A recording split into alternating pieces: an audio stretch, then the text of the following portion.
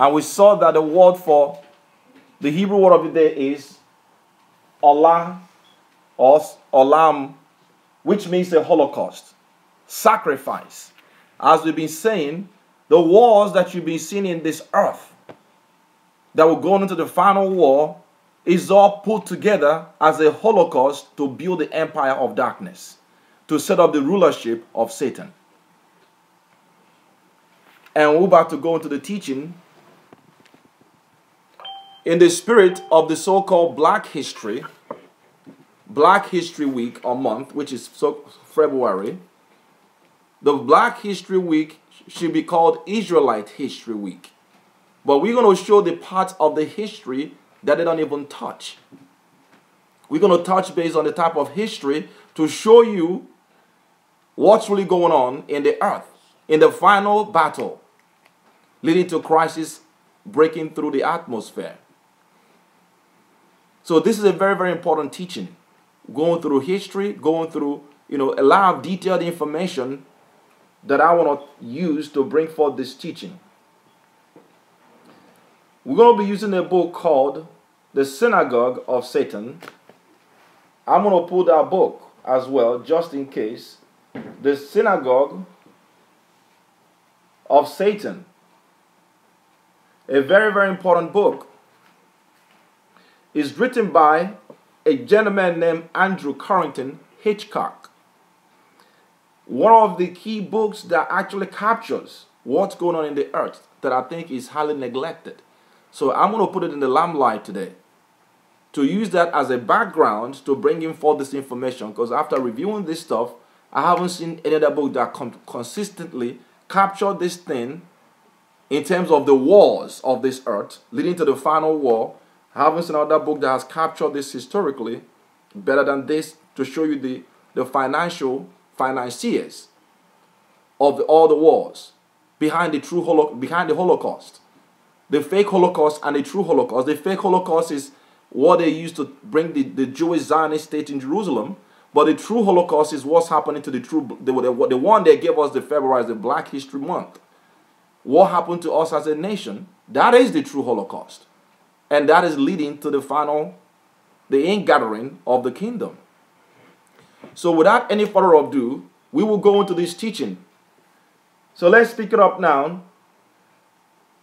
In the Bible, Genesis chapter 27, real quick. Genesis chapter 27, verse 39. Genesis chapter 27, verse 39. And it reads, And Isaac his father answered and said unto him, Behold, thy dwelling shall be the fatness of the earth, and of the dew of heaven from above. And of the what? And of the dew of heaven from above.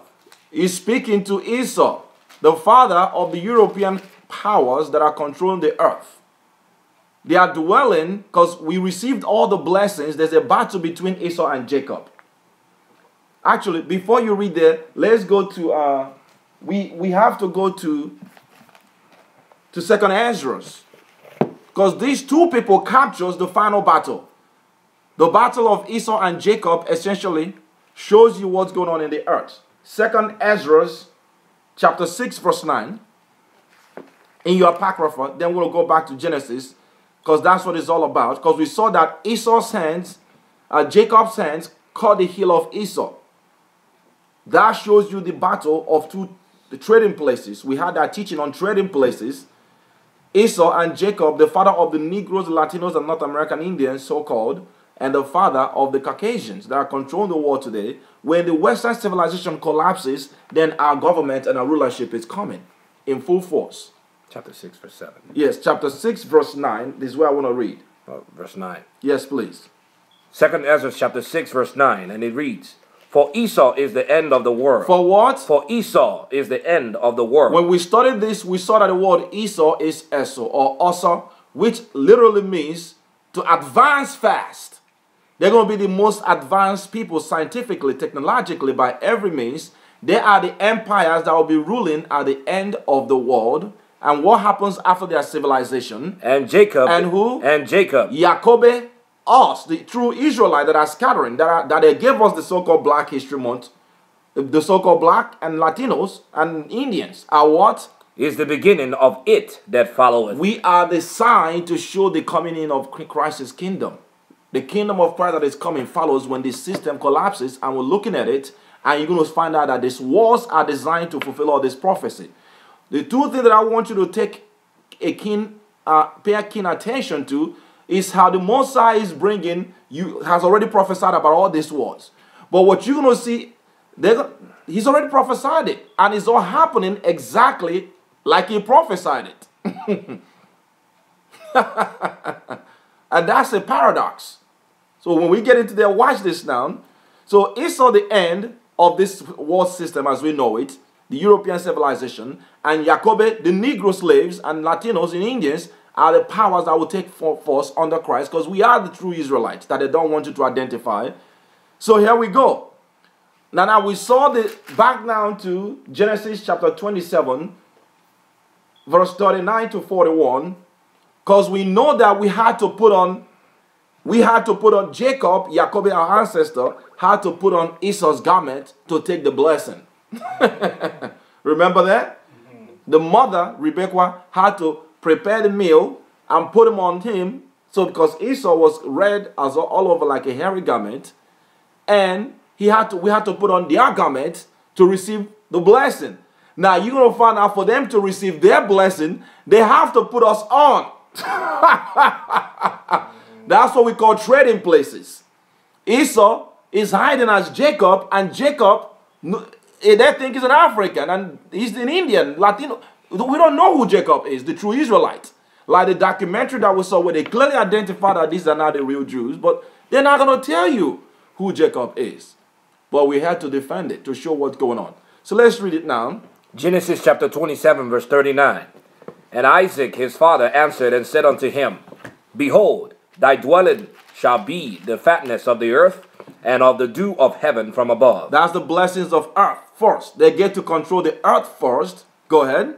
And by thy sword shalt thou live. By thy what? By thy sword. By thy what? By thy sword. They're going to control, they're going to expand their civilization and rulership by bloodshed. The powers controlling this earth will rule by bloodshed. And we're about to show you the much bloodshed, how they have financed their bloodshed, who is really behind that. By thy sword you shall live, because they were not given a land. So all the acquisition and imperialistic, agenda of the earth will be by blood and conquest. That's why the world history is written with blood. Come on. And by thy sword shalt thou live, and shalt serve thy brother. And shall what? Serve thy brother. And they did serve us under King David. Solomon, we conquered the world and we're ruling until we begin to break the commandment as a nation and begin to deal in idolatry. That's why we need to come back and see the massive picture here of what's going on. And shall serve thy brother, and they did. But when we begin to fall, they're going to begin to raise up their head, like David said, thy enemies has raised up their head in Psalms 83. Come on. And it shall come to pass. And it shall what? And it shall come to pass. A time is going to happen, a future prophecy, that what will happen? When thou shalt have the dominion. When the Edomites, the European power shall what? Have the dominion. They have gotten the dominion when we begin to fall. When you shall have the dominion, what shall happen? That thou shalt break his yoke from off thy neck. And you shall break the yoke off of his neck, and they have done that because we begin to sin. So they're taking the baton now to control the world, and they're going to be hiding who we are. And the best way they have been able to do that is by putting us on. Like there's a faction of them that are going to be wearing us, claiming to be the Jews. Trading places. Amazing. Trading places. Come on. 41. And Esau hated Jacob because of the blessings wherewith his father blessed him. So we took over the power to rule, and they hated that. The same ancient hatred and enmity still exists, and you're going to find out the people that are harboring this thing, this ancient hatred, are the global powers controlling the earth. Go ahead. And Esau said in his heart, the days of mourning for my father are at hand. Then will I slay my brother Jacob. Then will I what? Slay my brother Jacob. My parents are about to die, and when he does, my agenda will be kill Jacob. And the descendants of Esau has been trying to kill the descendants of Jacob. This is why the world is in its condition. The agenda is to suppress and to kill the holy seed, Satan. So we're going to go into that now to bring it forth. Amazing. There's a seed that they're going to be using to fight. Just like Israel has Judah as the elite. Yeah, let's go to Isaiah chapter 5 real quick. Judah has a leader. Christ sprung out of Yehuda. Let's go there real quick. Isaiah, which is Yahweh, chapter 5, read verse 7. Isaiah chapter 5 verse 7. For the vineyard of the Most High of hosts is the house of Israel. The 12 tribes of Israel are the vineyard, which is the place the Most High chose. His chosen vineyard. Go ahead. And the men of Judah. And the men of what? And the men of Judah. The Igbos, the so-called African Americans, us. The Negro slaves are the what? Is his pleasant plants. Out of the 12 tribes. And that's where Christ was sprang out of. Amazing. Go ahead. And he looked for judgment, but behold oppression. For righteousness, but behold a cry. And that's why we fell as a nation. The whole verse tells you there why we fell. So the holy people have a king tribe, us. Hebrew tells you that it is evident that our Mashiach sprang out of Yehuda, the Igbos, the Mandingos, our people in the slave coast of Africa, where they brought the slaves to the Americans. Amazing. And that's who they're claiming to be. But the serpent seed have their leader too. Because remember, this is the battle of the seed of the serpent and the seed of the woman. Go to Genesis chapter 3, verse 14. Genesis chapter 3, verse 14. And the Most High Elohim said unto the serpent, because thou hast done this, thou art cursed above all cattle, and above every beast of the field. Go ahead. And upon thy belly shalt thou go, and dust shalt thou eat all the days of thy life. And I will put enmity. I will put what? Enmity. The Most High put the enmity between who? Between thee and the woman, and between thy seed and her seed. Go ahead. It shall bruise thy head, and thou shalt bruise his heel. This is the conflict that you're going to find out that is a bloodline of serpent that's actually controlling this battle. A friction, a war, an enmity between the seed of the woman, which is Israel, us, the 12 tribes of Israel, where Judah is the leaders, Christ is the head seed of Yehuda, us. And then, but the serpent have their leaders out of Edom. And we're going to find out their leader is who? Amalek. So let's get into it now. This is why the war history is replete with blood. This war right here, and Esau and Jacob are the two prototypes and in motion or imagery that shows you the people duking it out in the end time. So when we saying this stuff, we actually defending our part. So if you're listening to this, don't get agitated. This is intended.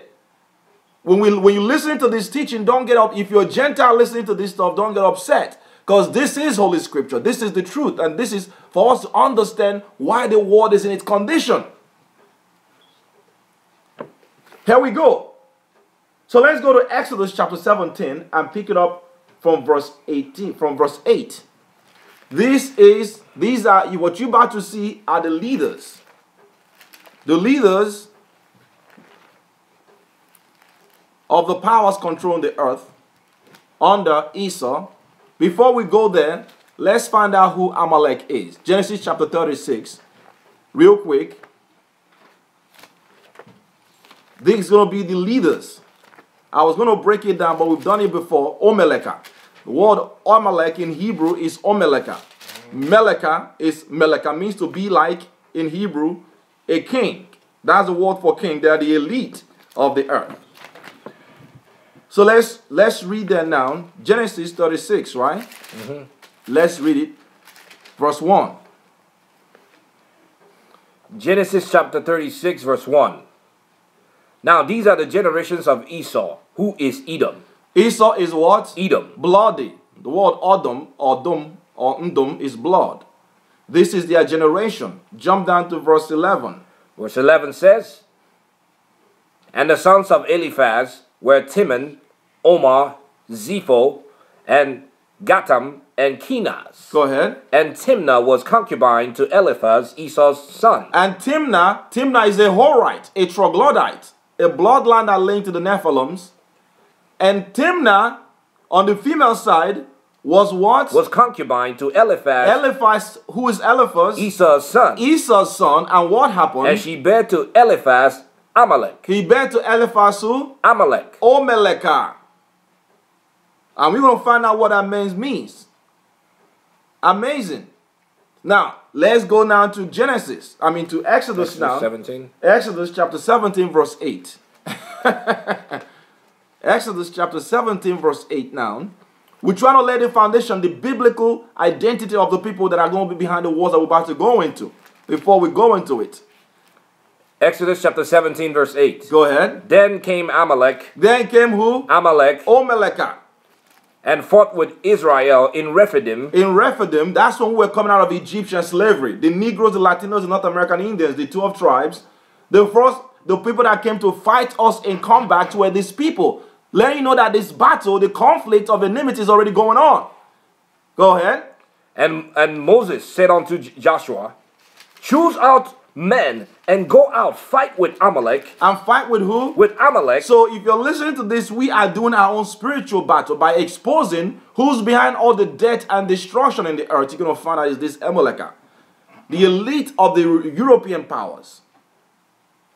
Fight against who? Amalek. Go ahead. Tomorrow I will stand on the top of the hill with the rod of Alahayim in my hand. So every battle that you see, you're going to find it links back to the ancient battle. Mushi was fighting the same battle that we are fighting for today.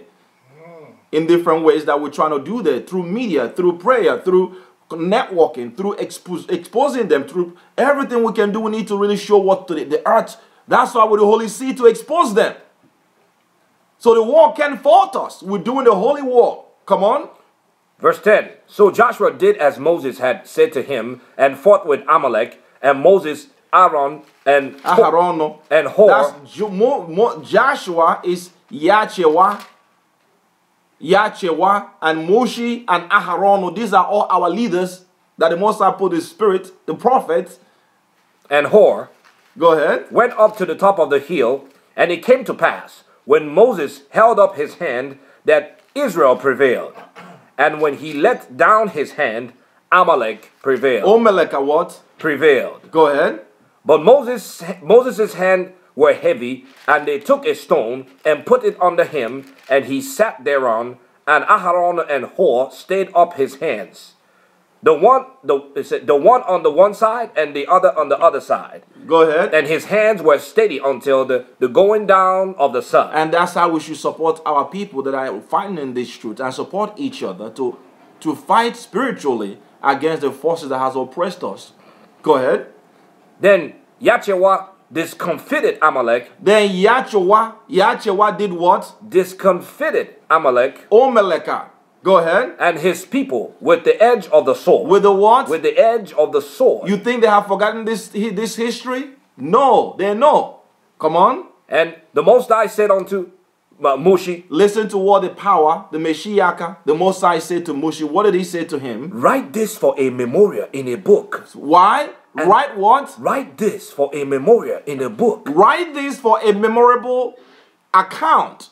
And record it in a book. Come on. And rehearse it in the ears of Yachewa. And make sure that Yachewa understand this information. Why? For I will utterly put out the remembrance of Omeleka from under heaven. Letting you know that the war just begun. He's going to cut him off.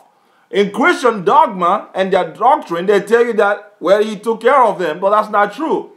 They're still here. They made their way to the top. And they're behind the reason why the earth in its condition. You don't see that today.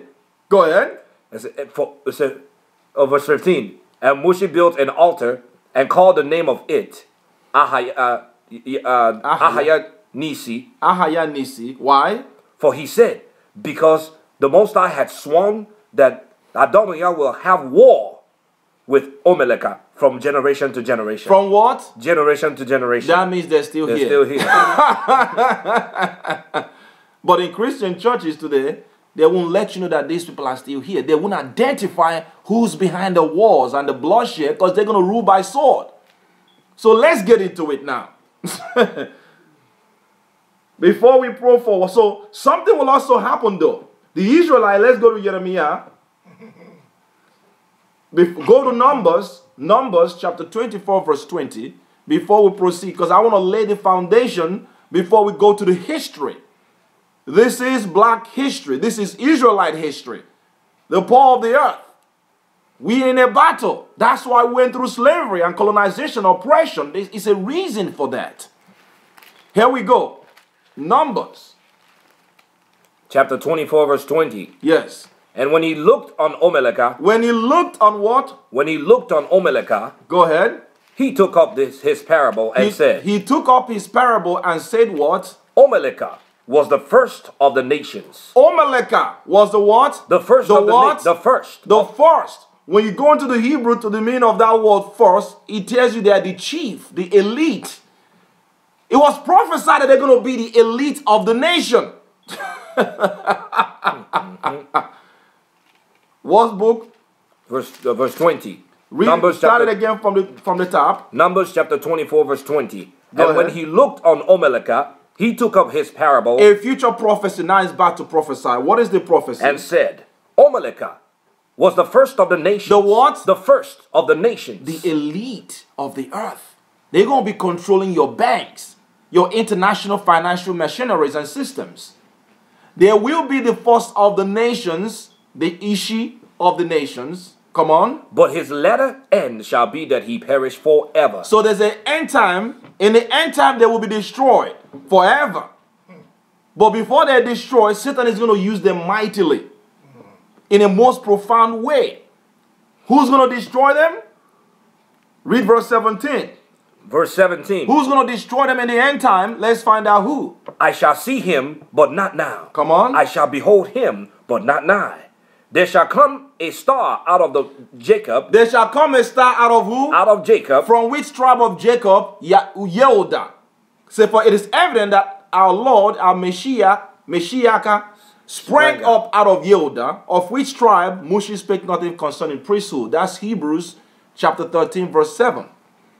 Christ will rise from the Igbos. He'll rise from the so-called African Americans and smash the earth. Read that again. There shall what? I shall see him, but not now. I shall behold him, but not nigh. There shall come a star out of Jacob. Come on. And a scepter. And a what? A scepter. Rulership. Come on. Shall rise out of Israel. Allah, us. That has not been fulfilled yet. He already come and died. He's coming to bring forth our kingdom.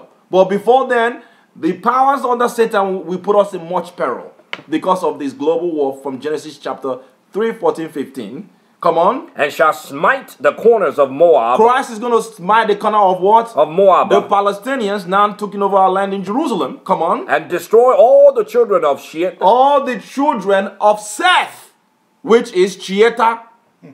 All the rest of Christ is coming to take down the whole earth and establish his government, and only the true Israelites that are righteous and Gentiles that will be righteous in the kingdom will make it. The Gentiles will be under us in righteousness. Go ahead. 18. And Edom shall be a possession. Edom, the powers controlling the earth, Caucasian, Euro-Western civilization, we will possess them. Have they ever told you that in the churches today? No. Do they tell you that in history? No. Edom shall be a possession. You think about that. We will possess the earth. We're going to possess the gates of our enemies. Edom shall be a possession, and Amalek, the elite of them, is going to be doing the battle. That's a separate part of them that is identified right here. Come on. Seir also shall be a possession for his enemies, and Israel shall do valiantly. Come on. Out of Jacob shall come he that shall have dominion, the Messiah, and that's why they don't want us to believe in the Bible. Come on. and shall destroy him that remaineth of the city. That will destroy him that remaineth in the city, and that's when he's going to deal with Amalek in the end times. That is the battle that will buy the wars. We're going into the Illuminati wars. So they're going to try to manipulate the system. But the prophecies are laid low. They know they're in a battle. So here we go. Jeremiah chapter 17, verse 24, verse 14. But something will happen to the Israelites. We're going to fall as a nation. Jeremiah 17, verse 4. The real Jews will fall to give them power to rise. And we did. That's why we have forgotten. And if you tell people you're a Jew, they think you're crazy. Even though now there's a great awakening of our people worldwide, as was prophesied. Let's read it, how we fell. Jeremiah chapter 17, verse 4. And thou even thyself shalt discontinue from thine heritage Go ahead. that I gave thee. So the Israelites will be discontinued from our heritage. Our heritage is known that we are Ichere Allah. The word Ichere means to rule, Allah. That's a Hebrew word. We are known to be the rulers of the earth. Ichere Allah. The word Ichere Allah is our heritage. So I'm going to add it right here. This is Yod Yichi. This is Yichi. This is the Reish, Ichere Allah. This is how you write Israel in the Hebrew, right here. This word means, is for rulership and dominion. Right here means he. The word ye, this gives you the H. This gives you the SH. Well, this is actually supposed to be shin. Even though today it sounds like it sounds more like the chi sound. That's why I put it that way. But it's actually, that's the pronunciation. But the correct spelling should be the shin. In ancient, it's written this way. Shin. Ichere, Allah. But you're going to find, let me get to the Hebrew, the definition, so you can actually get the concordance number. So you can see what it really means. There's a people called to rule the earth. So the significance is that if the elite of the earth know that there's a people chosen according to their bloodline to rule the earth, it is not in their best interest for them to let these people continue to rule or to know who they are. That is the key issue here. So here you go. The word, it comes from Hebrew H 3478. 3478. That's where you get the word Ichere Allah. The shin goes here, if you will. The shin goes here. So you have Yichi, which one? This one right here. Ichi means he will rule. Or Ichere. It's our language. Ichere. Ichere means to rule. Or Chichi. And then this right here means Allah. To rule by the power of the earth. We're going to control the earth. So you have the Shin, SH. Then you have the Reish. Then you have the A. And you have the Lamade. This is Ichere Allah. We will rule the earth. We will rule Allah. So if there's a people prophesy that they're going to rise up and be the elite, but I also understand there's a people that was given as a birthright that they're going to rule, what do you think that they're going to be doing? They're going to be doing everything possible to infiltrate your books, your schools, your financial systems, to hide who these people are. And that's what we're dealing with today. And we read that. Let's read that again, our heritage. Jeremiah chapter 17, verse 4, and he reads, And thou even thyself shalt discontinue from thine heritage. From thy what? From thine heritage. Go ahead. That I gave thee. What is the heritage? That we know that we're Ichere Allah to rule. Jerusalem comes with it. Everything comes with it. Come on. that I gave thee, and I will cause thee to serve thine enemies. Remember when Jacob, his name was changed from Jacob to what? Allah. That's his heritage. And as a result of us forgetting who we are, what will happen? I will cause thee to serve thine enemies. To what? To serve. Captivity, slavery, servitude, thy enemies, Amalekah, is the greatest one that we're fighting against, that we're serving. To serve thy enemies where? In the land which thou knowest not. Meaning that we're not going to be in Jerusalem no more. We're going to be scattered, like he says in the contract, in the covenant, Deuteronomy 28. Come on. For ye have kindled a fire in mine anger. We broke the covenant, which shall burn forever. We begin to sin, and he put this sinful nation, the most wicked. Satan got a chance to rule the world now. So it was already prophesied that it's going to happen in the time of Jeremiah. The rulers of the earth are going to become slaves and servants, while the wicked will be on the top of the social strata. So let's go down to when it did happen. Luke chapter 21 verse 20. When it began to explode. Luke 21. The book of Luke chapter 21 verse 20. Luke 21 verse 20.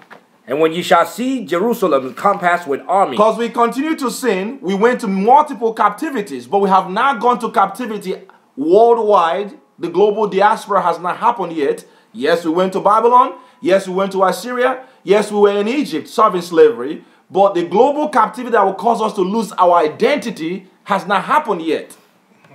And this is when it's going to begin to happen, when we will not even going to know who we are. Let's read it.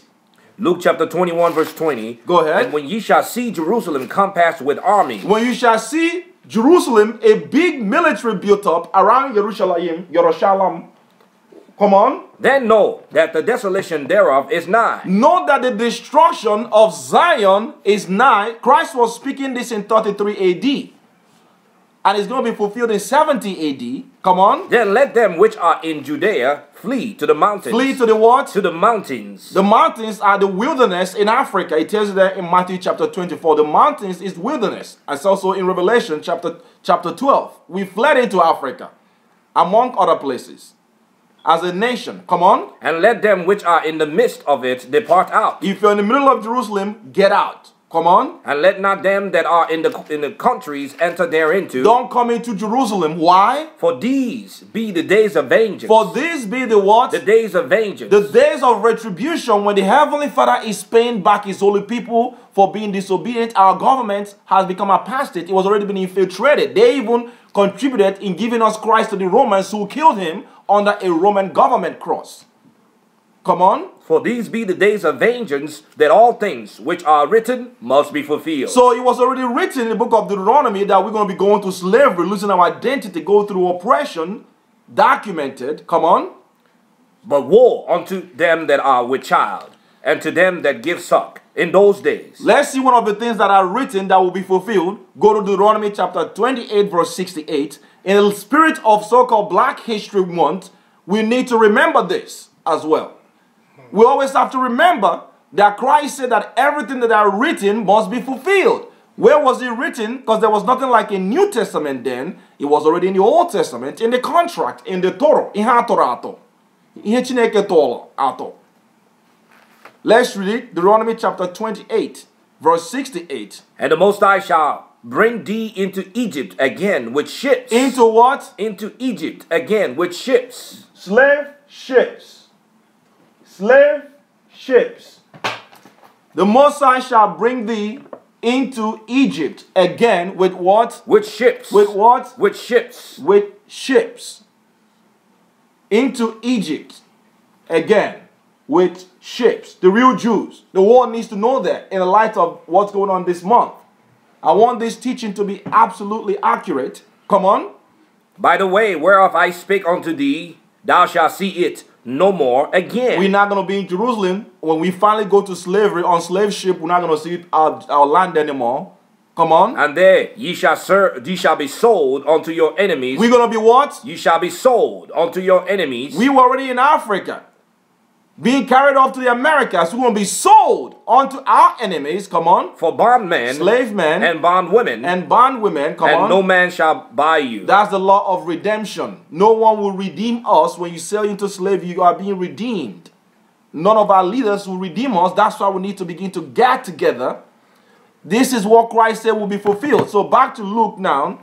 He said, for all things which are written must be fulfilled. So in our worldwide global diaspora, we will lose our identity. We will lose everything.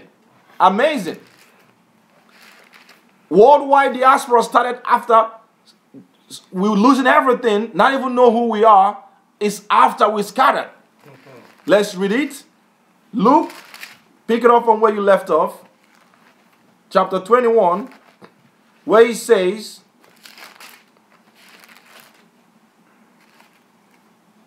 Luke chapter 21, verse 22. For these be the days of vengeance, I must say so, that all things which are written may be fulfilled.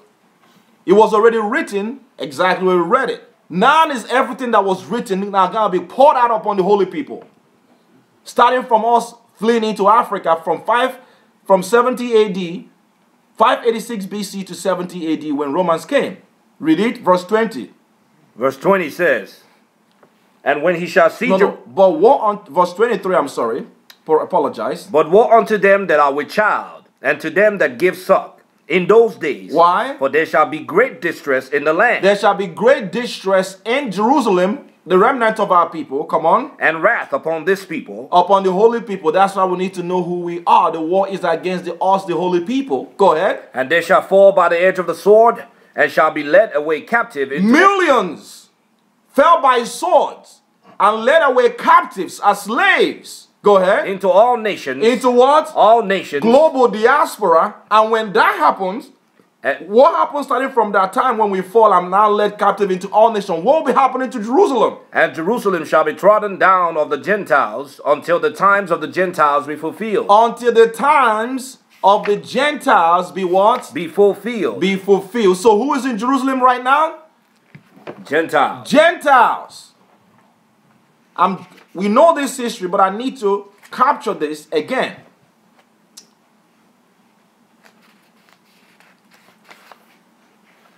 We're going to go to it now when it was fulfilled. Let's read from here. Babylon to Timbuktu. History. I'm trying to pull everything together so we can get a fuller picture, because this is a motion picture moving forward to tie what's going on, trying to lay the foundation correctly. Let's read it now. In the year 65 BC, the Roman armies under General Pompey captured Jerusalem. Come on. In 70 AD, General Vespasian and his son Titus put an end to the Jews' state, and with great slaughter. During the period of the military... These are Edomites destroying us. The Romans are Edom, Esau, European powers, ancient Roman Empire, before they collapsed and then turned into the EU, the modern European power that you see today that was set up in America. Vespasian and Titus, they came in and took us down. Come on. During the period of the military governors of Palestine, many outrages and atrocities were committed against the residue of the people. Against the what? The residue of the people. The remnant, because we were already being scattered into Africa and across the world. Go ahead. During the period from Pompey to Julius. From Pompey, the triumvirate, to Julius and Crassus, what happened? It has been estimated that over 1 million Jews. Over what? 1 million Jews. 1 million Jews, come on. Fled into Africa, fleeing from the Roman persecution and slavery. Fleeing from Roman persecution and slavery. Now, interestingly enough, while we were fleeing into Africa, a whole breed of people that have already proselytized, that are converted to our culture and religion, are moving into the land. They brought in 20,000 Edomites into the land. And they took on our identity. That's when the trading places happen. Those are the people that will be expelled subsequently to go to Poland, to Russia, and become so-called Europe and convert the Khazars. As we're going to leading into that now. So as we saw in previous teaching, our last teaching, we saw the migration of our people from Jerusalem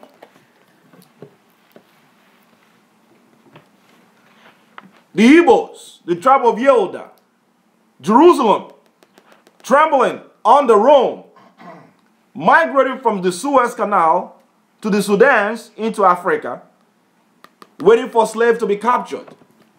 And I have a book here that I didn't go into last week. I want to highlight something. I'm going to read from a book like I showed last week. This is very important.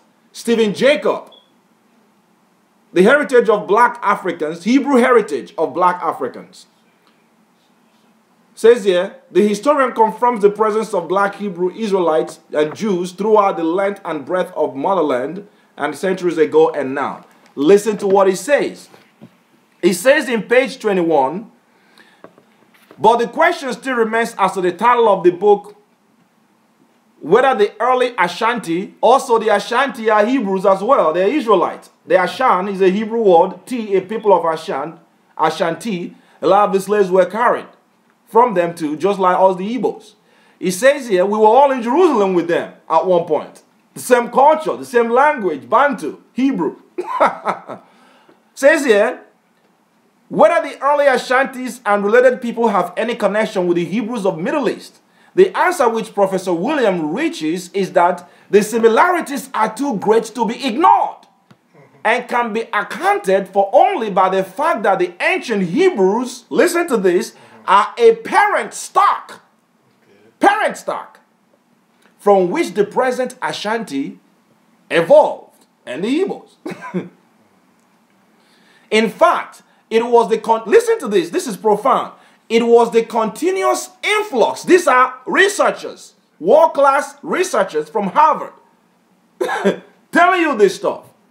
It says here, in fact, it was the influx of Hebrew settlers trekking up the Nile, which he says, quote, eventually spread itself clear across Africa to the Niger River and thence pretty much the whole of West Africa. Think about that. We were trekking down the Nile, like I showed you last week. We were trekking down the line from Jerusalem. The enemy came from this direction. Babylon is right here. Greece is here. Rome is here. They're coming down north and east, and we're fleeing south and west. Amazing. And what you see is we were trekking down the line, like we saw in Isaiah last week. Woe unto them that go down to Egypt for help. We're going down through the Nile Valley in Egypt, Ethiopia, and crossing beyond Ethiopia, beyond the rivers of Cush or Ethiopia. And that's where the holy people are today suffering. Us. And that's what Christ prophesied. Waiting for slavery worldwide. And who's going to capitalize on us? You're going to find out is Amalek. Omeleka. So let's read it now. So Christ said, Jerusalem shall be trodden down of the Gentiles until the time of the Gentile be fulfilled. So the slave coast of Africa is where we are. Leading for crisis, and it was not across the whole world.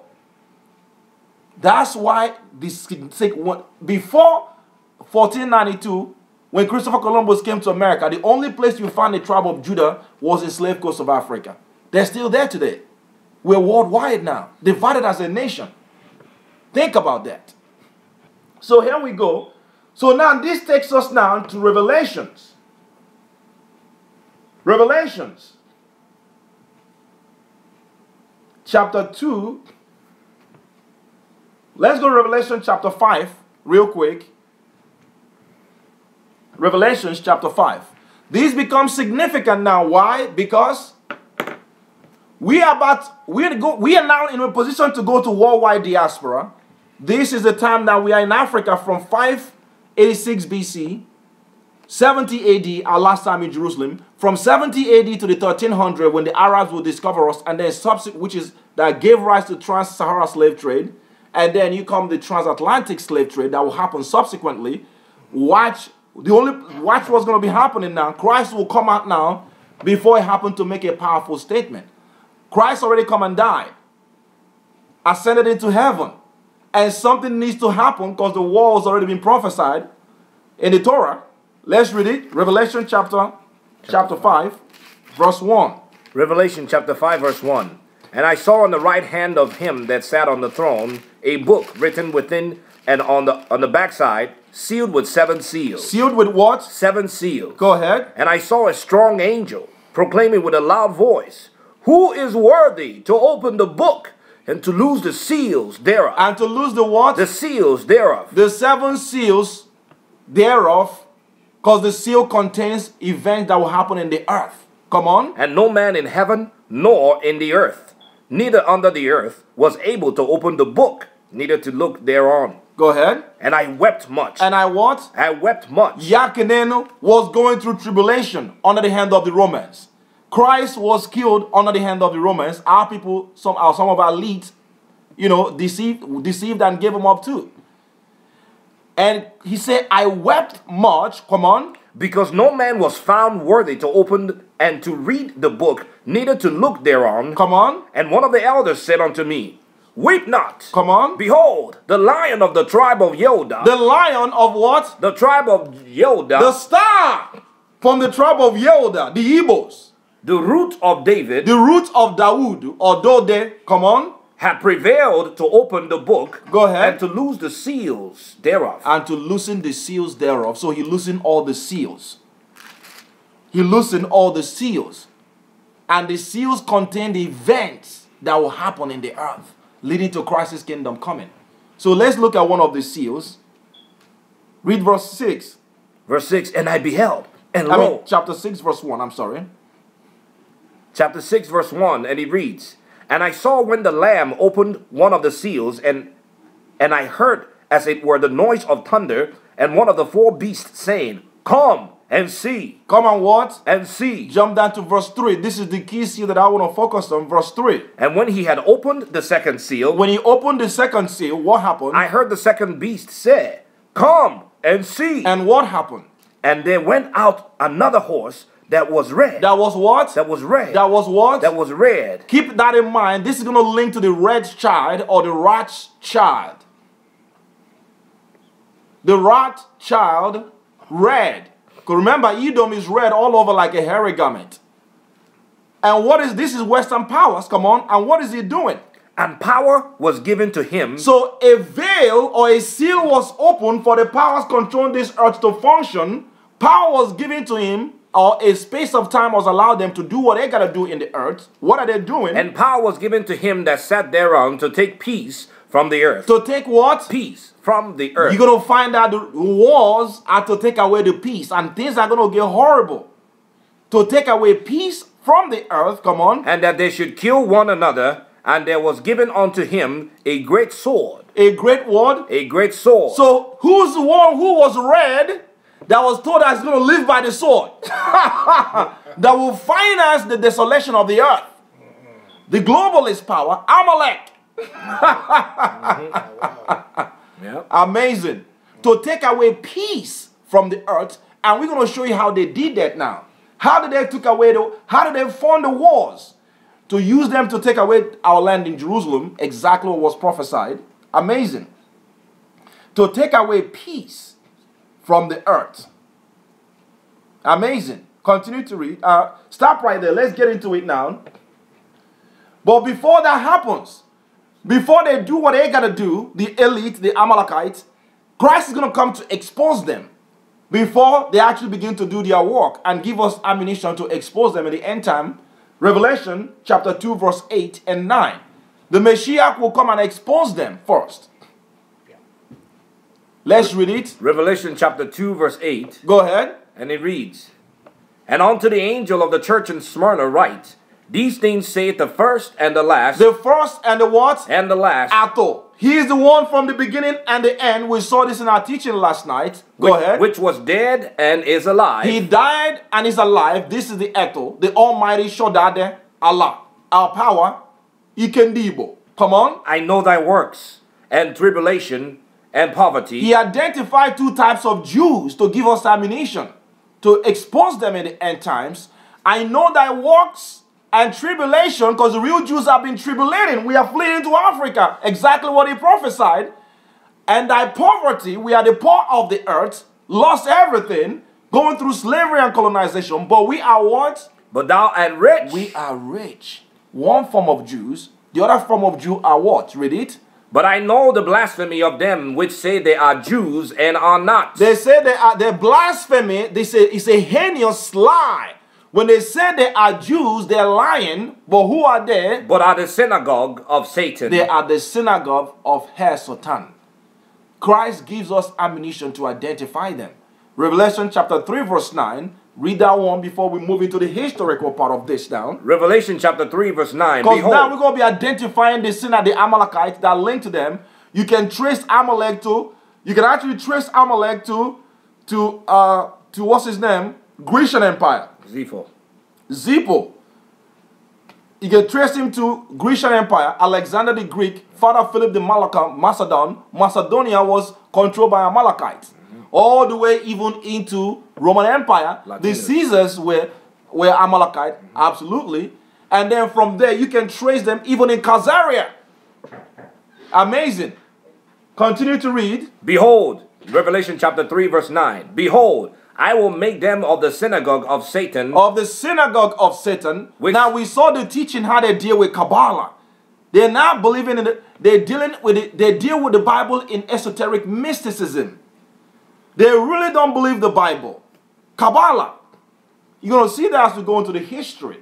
And that's who the church is putting up as the real Jews. So all the scholars are waking up now to see, well, these are not the Jews. But they're not identified the Jews because we are the Jews. And we have to prove it. Our language, our culture, everything. The Bible is written. The names of all our ancestors, my parents, all our names are in the Bible.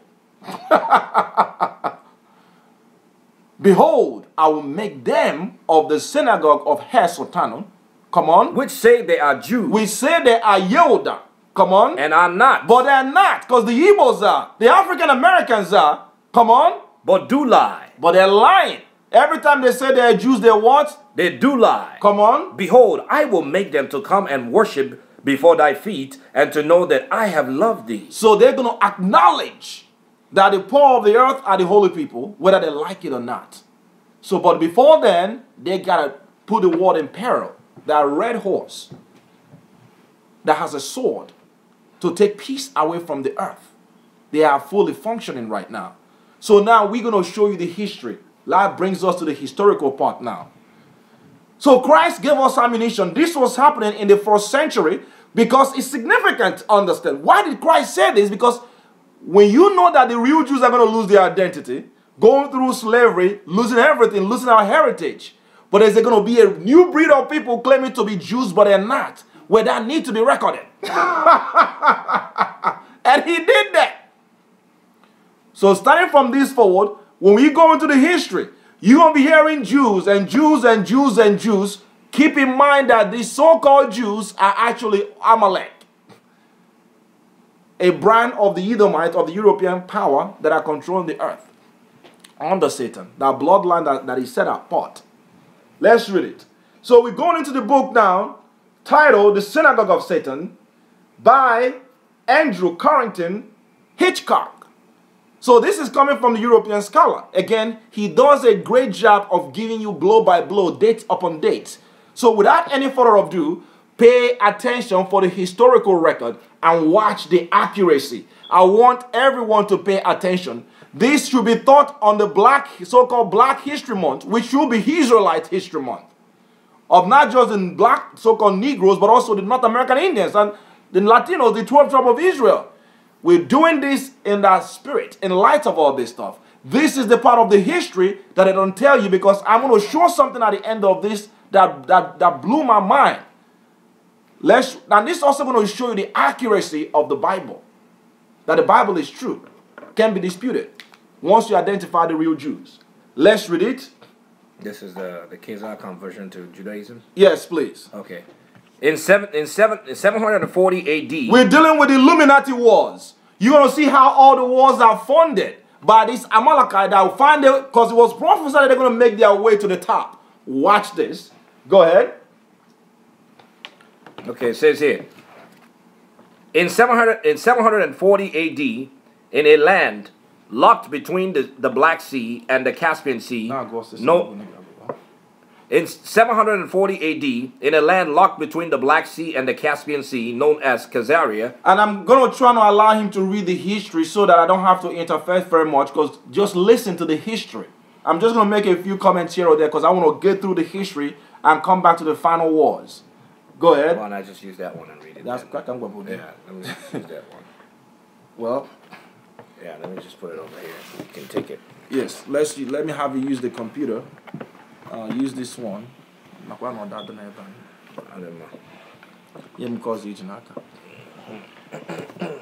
Want to make sure that we capture this history because this is profound. This history is profound. That's fine. Continue to read. There you go. Here we go. In 740 AD, in a land locked between the Black Sea and the Caspian Sea, known as Khazaria, a land which today is predominantly occupied by Georgia, but also reaches into Russia, Poland, Lithuania, Hungary, and Romania. Now we saw already the invention of Jewish people. Shlomo Sand identified them not to be the Jews. We know that this is a known historical record. Michael Bradley, we've seen many books. I don't want to go into it because this history is very good.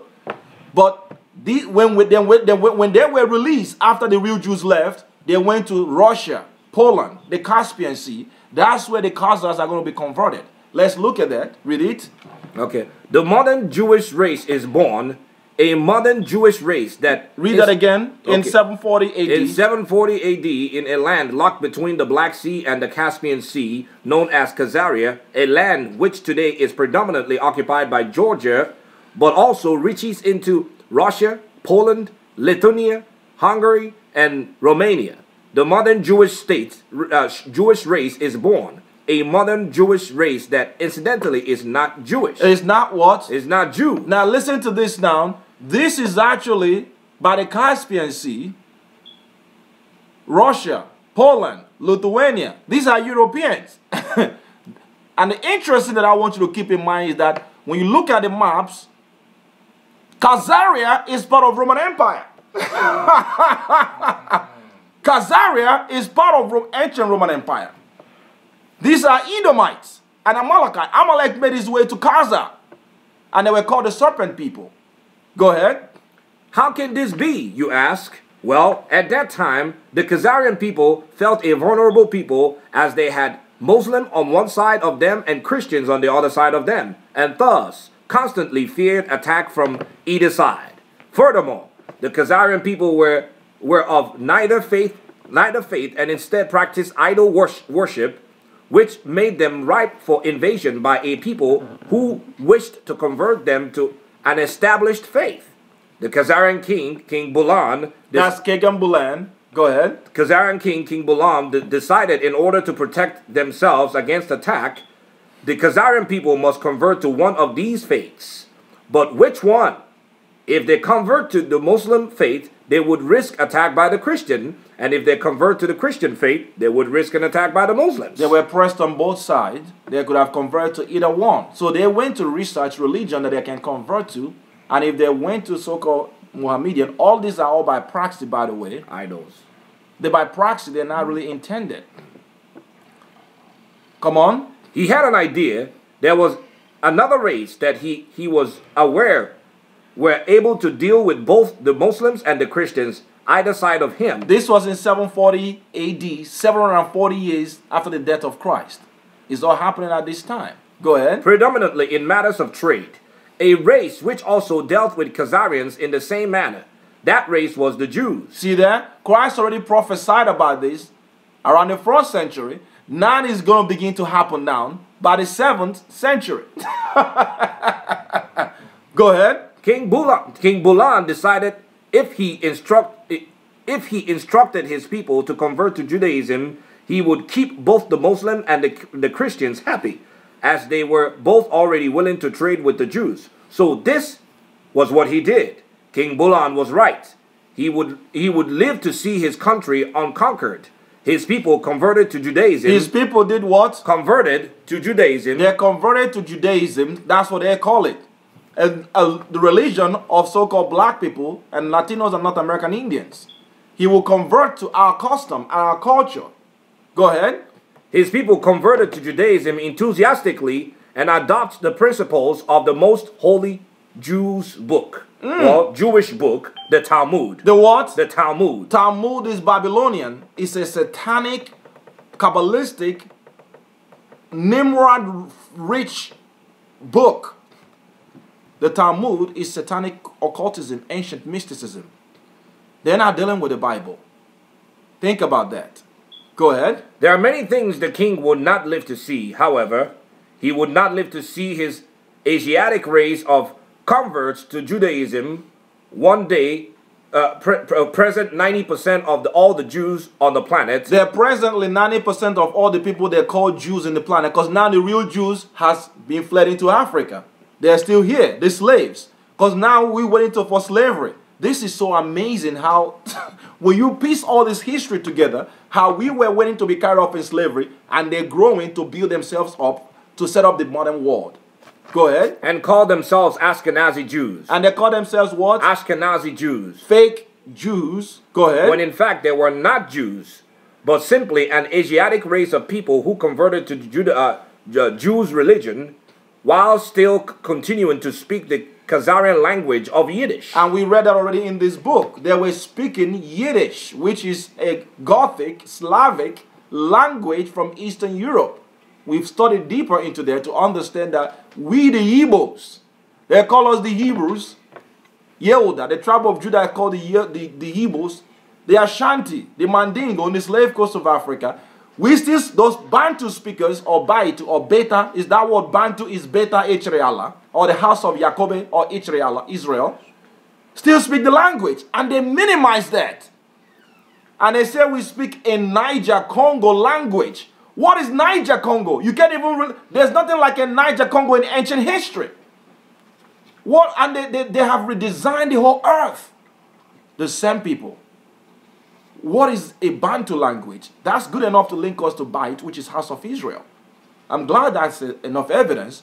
But these are actually Gothic speakers from Eastern Europe and Russia. Go ahead. While still continuing to speak the Khazarian language of Yiddish, totally different to the language of the Hebrews.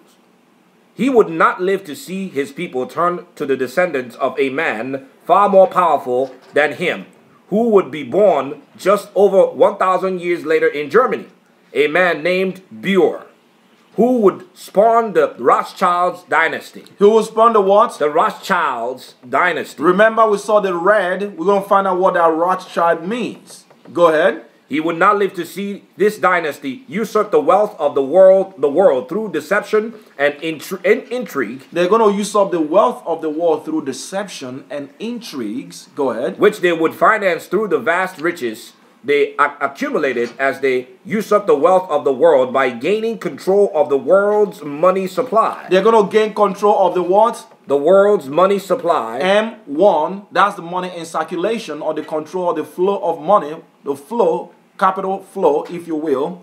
They gain control of that. Amazingly enough, exactly what the Bible says, that they're going to be the elite. Amalek is the what? The first of the nation. The first of the nation. But it's going to show you how they did that. Come on. He would not live to see his people demand a homeland for themselves in They're going to demand a homeland where? For themselves in Palestine. Think about that. Come on. As their birthright. And he will not live to see his people demand a homeland for themselves in Palestine as their birthright, and ensure every prime minister there from its inception in 1948 is Ashkenazi Jew. Even though the true homeland of the Ashkenazi Jew, Khazaria, is his kingdom some 800 miles away. Some 800 miles away. Think about that. Think about that. Go ahead. And he will not live to see his people fulfill the Bible prophecy as the synagogue of Satan. As the what? The synagogue of Satan. But this is spiritual. There's a spirit dealing with this stuff. Satan was using them. Because the Bible already prophesied that. Christ already talked about it before it happened. Think about that. This is profound. So now, in 1799 now, watch what happens in 1799. Read it. Because we want to track this thing historically. 1799 on February 23rd, Mayor Ashmiel Bauer. Amschel Bauer. Mayor Amschel Bauer. Go ahead. an Ashkenazi Jew. A what? An Ashkenazi Jew. Remember, I told you starting from this time, every time you hear Jew, understand these are converts. Because now they have become the synagogue of Satan. They have taken on our identity. And the real Jews have lost their heritage, trading places. Excuse me. Mayor Amschel Bauer, an Ashkenazi, Khazar Jew, come on, is born in Frankfurt, Germany, the son of Moses Amschel Bauer, a moneylender. A what? A moneylender. Remember, it's against the law in the Bible to take people for usury. Interest. You're not supposed to charge interest in the Holy Scripture. That's the law. We're not even supposed to make money because that's exploitation. You put people in bondage. That's why the Holy Father told us don't do that. But listen to how they're going to make money. We're going to put that precept. Somebody get that precept for me in the law where he said that we're not supposed to charge, take usury. Continue. Okay. On February 23rd, Mayor Amschel Bauer, an Ashkenazi fake Jew, is born in Frankfurt, Germany, the son of Moses Amschel Bauer, a moneylender and the proprietor of a counting house. Mayor Amschel Bauer, Moses Amschel Bauer, places a red sign above the entrance door to his counting house. A what sign? A red sign. A what sign? A red sign. Remember we read in Revelation chapter 5? Red. That horse that will take away the peace from the earth is what? Red. Linking back to Edom. Linking back to Amalek. There it is. Go ahead. This sign is a red hexagram that geometrically and numerically translates into the number 666. It translates into number 666. Go ahead. Which under Rothschild instruction will end up on the Israeli flag some 2 centuries later. And some of our people that are waking up that are Israel, they go under them now understanding that this is satanic. Satan has taken Jerusalem, exactly what Christ said.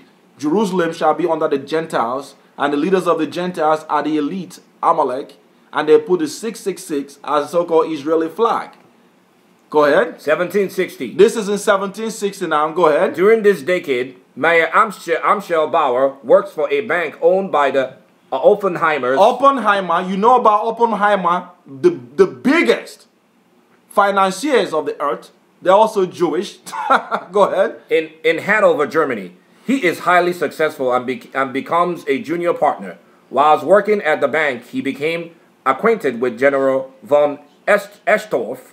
Following his father's death, Bauer returns to Frankfurt to take over his father's business. Bauer recognizes the significance of the red hexagram and changes his name from Bauer to Rothschild. What did we say? They changed their names, so you don't identify them. From Bauer to Rothschild. That's what they call the Hebrewism of the fake Jews. They're trying to basically hide themselves. So you don't know who they are. Go ahead. From Bauer to Rothschild, after the red hexagram or sign signifying 666 hanging over the entrance door to the Rothschild. Say Roth is in Germany means red. So Roth in Germany means what? Means red. The red horse that will take away the peace from the earth. That's what that sign means. So they're telling you that they're the bloodline that Satan will be using in the earth to take away peace from the earth.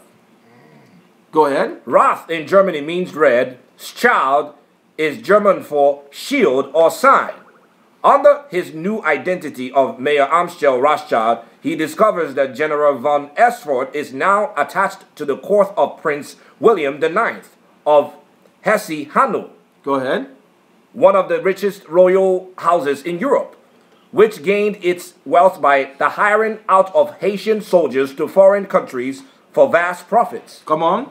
A practice that continues today in the form of exporting United Nations speaking troops throughout the world. See that? So the whole agenda with the United Nations is actually linked to the whole agenda to United Nations is to broaden and expand the project, their new world order. Think about that. But the interesting thing is that the royal, so-called British royal family is controlled by them, and this is the beginning of their relationship because they're all Edomite. They know the agenda. Go ahead. Rothschild subsequently becomes close associates with Prince William and ends up doing business with him and members of the court. He soon discovers that loaning money to governments and royalties is far more profitable than loaning to individuals. So lending money to governments is more profitable to lending to individuals. Go ahead. Than lending to individuals. What was I here? He discovers that lending money to government, remember, we're not supposed to be charging up on usury. We're going to read there. Okay. Right now, read it again. Go ahead. As the loans are bigger and they are secured by the nation's. Okay, so he discovers that lending money to the government is profitable than loaning to the individuals, as the loans are bigger and they are secured by the nation's taxes. And they are secured by the what? Nation's taxes. That's how you can put a whole country in debt. How do you know that? We have a book here called The Confession of an Economic Hitman. This book shows you exactly how they have gone worldwide under the CIA, the FBI, under the World Bank, the International Bank of Settlement, financial settlements that are all controlled by the same empires. They've essentially enslaved all of us. In Nigeria, in South American countries, this is amazing. That's what's really going on in the earth today. This needs to be discussed. That's why I'm taking my time to go through this history for the record. Very, very important. This is an extremely important teaching to understand what's going on in the earth today. He discovers that lending money to government is actually more profitable than lending to just individuals. Go ahead. Mayor Amschel Rothschild draws up a plan for creating. But before you proceed, I'm going to read. Thank you, brother. The brothers that are listening online, just drop the precept now at Exodus chapter 22. I'm going to read this one myself. Verse 25, listen to this. This is the commandment for us, the Jews. Let you know that these are not the Jews. The Heavenly Father says, if thou lend money to any of thy people that is poor by thee, thou shalt not be to him as a usurer, neither shalt thou lay upon him in usury. Usury is charging people interest because that person can become your slave forever. But these people going to make the earth enslaved by the same law in the Bible that they claim it to be, which they're not. Letting you know that they're not the Jews. That's how they're going to make money. So this is going to begin to go into the detail upon detail how they did that. Using financial machinery and manipulations to actually fund wars that are leading to the final battle. These are called Illuminati wars. Read on. Rothschild draws up a plan for the creation of the Illuminati. He's the one that drew up the plan for the creation of the Illuminati, the red dragon that took away the peace. Come on. And entrusts Ashkenazi Jew Adam Weishaupt, a crypto Jew. A what? A crypto Jew. He's going to tell you what a crypto Jew means. Meaning a Jew who pretends he's not a Jewish. See that? They actually pretend that they're not Jewish, but they're actually walking. They're walking directly with the establishment because they are the same people. Go ahead. Who is outwardly Roman Catholic. With its organization and development, the Illuminati is based upon the teachings of the Talmud, which is in turn the teaching of rabbinical Jewish. It is to be called Illuminati, which is a Luciferian term, which means keepers of the light. Keepers of the what? Of the light. That back to Isaiah tells you, how art thou fallen from heaven, O Lucifer, son of the morning.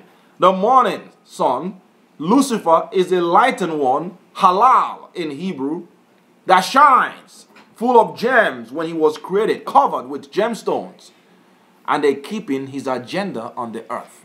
So he sets up the Illuminati. That was in, which year was that? This was in 1776.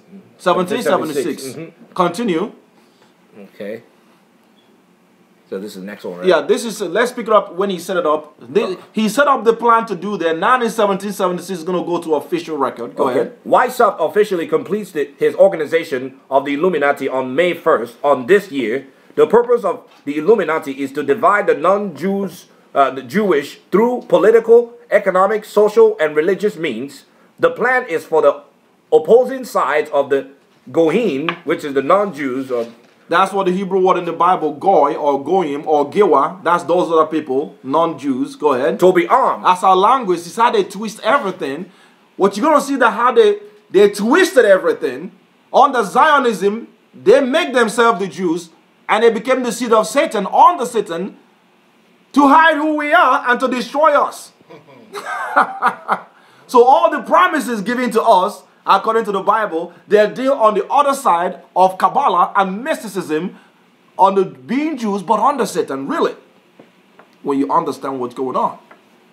Go ahead. The plan is for the opposing sides of the Goyim to be armed whilst incidents are to be provided in order for them to fight among themselves, destroy national governments, destroy religious institutions, and eventually destroy each other. So this is what they plan.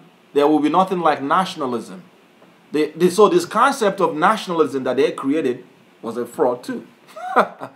That's why the concept of nationalism does not go by territory or geography. It should go by bloodline. So they changed that, but the agenda is to ultimately destroy everyone and set up their own agenda where they rule under Satan. That's their plan, because they know that the scripture has been put in place. Go ahead. Weishaupt soon infiltrates the continental order of Freemason with this Illuminati doctrine and establishes Lodge of the Grand Orient to be their secret headquarters. This is all under the order and finance of Mayor Amschel Rothschild, and the concept subsequently spread into Messianic lodges worldwide to the present day. To the present day. Amazing. So the agenda is still moving forward. Go ahead. Weishaupt also recruits 2,000 paid followers, including the most intelligent men in the field of arts, letters, education, science, finance, and in industry. So they control your music industry. They control your financial industry. They control the entertainment industry, music. Amazing. Go ahead. They are instructed to follow the following methods in order to control people. 1790. Now this is in 1790. Now watch what the Amschel, the Illuminati said. Mayor Amschel Rothschild states, "Let me issue and control a nation's money, and I care not who writes the laws." Listen to what he said. Let me issue and control a nation's money. He made this statement in 1790, and I do not care who actually writes the law, because I'll tell him what to do. If you control the money, you control the war. So they know we can put Obama in office and he's going to be doing our bidding because we fund him and put him in there and he's in our secret society. That's how they function, brothers and sisters. And they're going to use him for all the wars. Go ahead.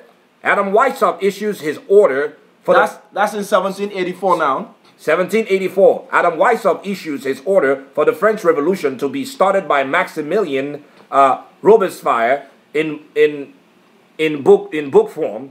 This book is written by one of Weishaupt's associates, Xavier Zawak, and sent by courier from Frankfurt to Paris. However, en route there, the courier is struck by lightning, and the book detailing this plan discovered by the police and handed over to the Bavarian authorities. Because the Illuminati started from Bavaria, which is in Germany, Bavaria Illuminati. They actually discovered that. They did not do what they were supposed to do, but the agenda is to inspire French Revolution. You're going to find out that they are behind the French Revolution. They are behind the French Revolution. Through Illuminati war, the French Revolution is an Illuminati war. Go ahead. 1798. John Robinson publishes a book entitled Proofs of a Conspiracy Against All the Religious and Government of Europe carried on in secret meetings of Freemasons, Illuminati, and reading societies.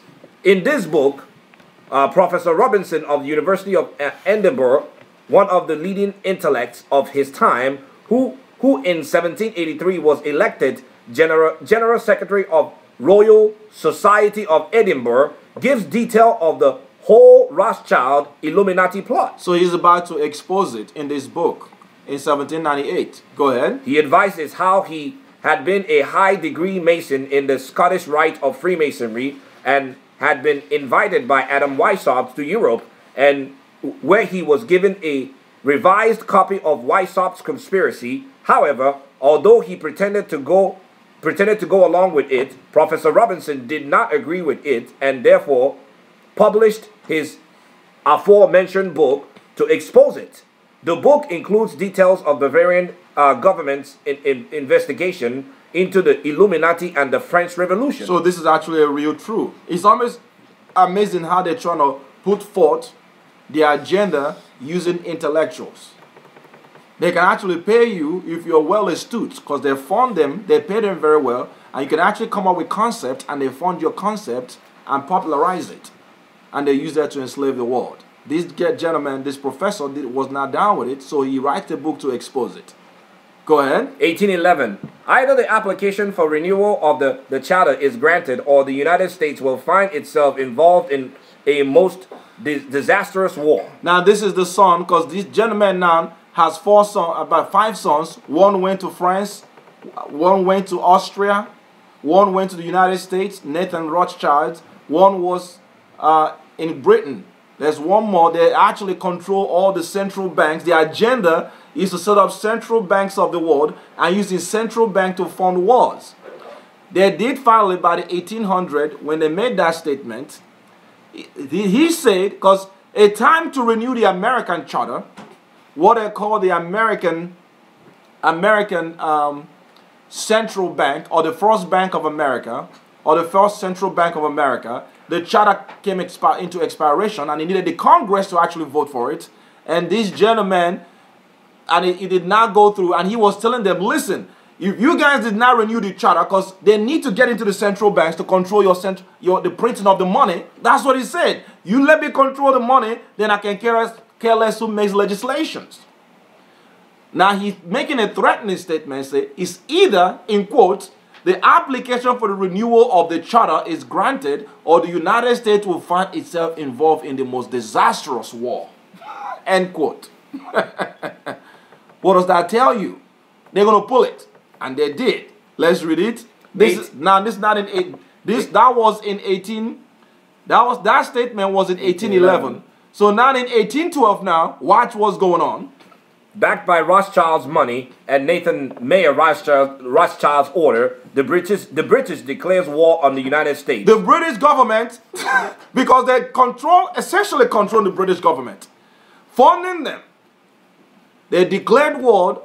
In fact, by that time, the wealth that they had that time, their central bank in Great Britain, in Britain that time, was fully under control of them, because they fund them. So now, they inspired the British government into a war against America, letting you know that that's another Illuminati war. Come on. The Rothschilds' plan is to cause the United States to build up such a depth in fighting this war that they have no option but to surrender to the British and allow the charter for the Rothschilds' own the first bank of the United States to be renewed. You see that? So you're going to be fighting so much and get so much in debt because they control the bank, America. They control the banks of the world. And now you have to be forced to accept the charter. That's why they did. That's why wars are done. This is above our heads. Our people don't even think about what's really going on. And in history books in schools, they're not going to tell you why these wars are going on, or the real issue. But now, in so-called Black History Month, or Israelite History Month, we're exposing it. Go ahead. However, as the British are still busy fighting Napoleon, they are unable to mount much of an assault, and the war ends in 1814 with America undefeated. Mass amounts of people died. The war of America and Great Britain. They're funded by Illuminati. Amazing. Think about the bloodshed that happened. The same people is about global control. It's been functioning.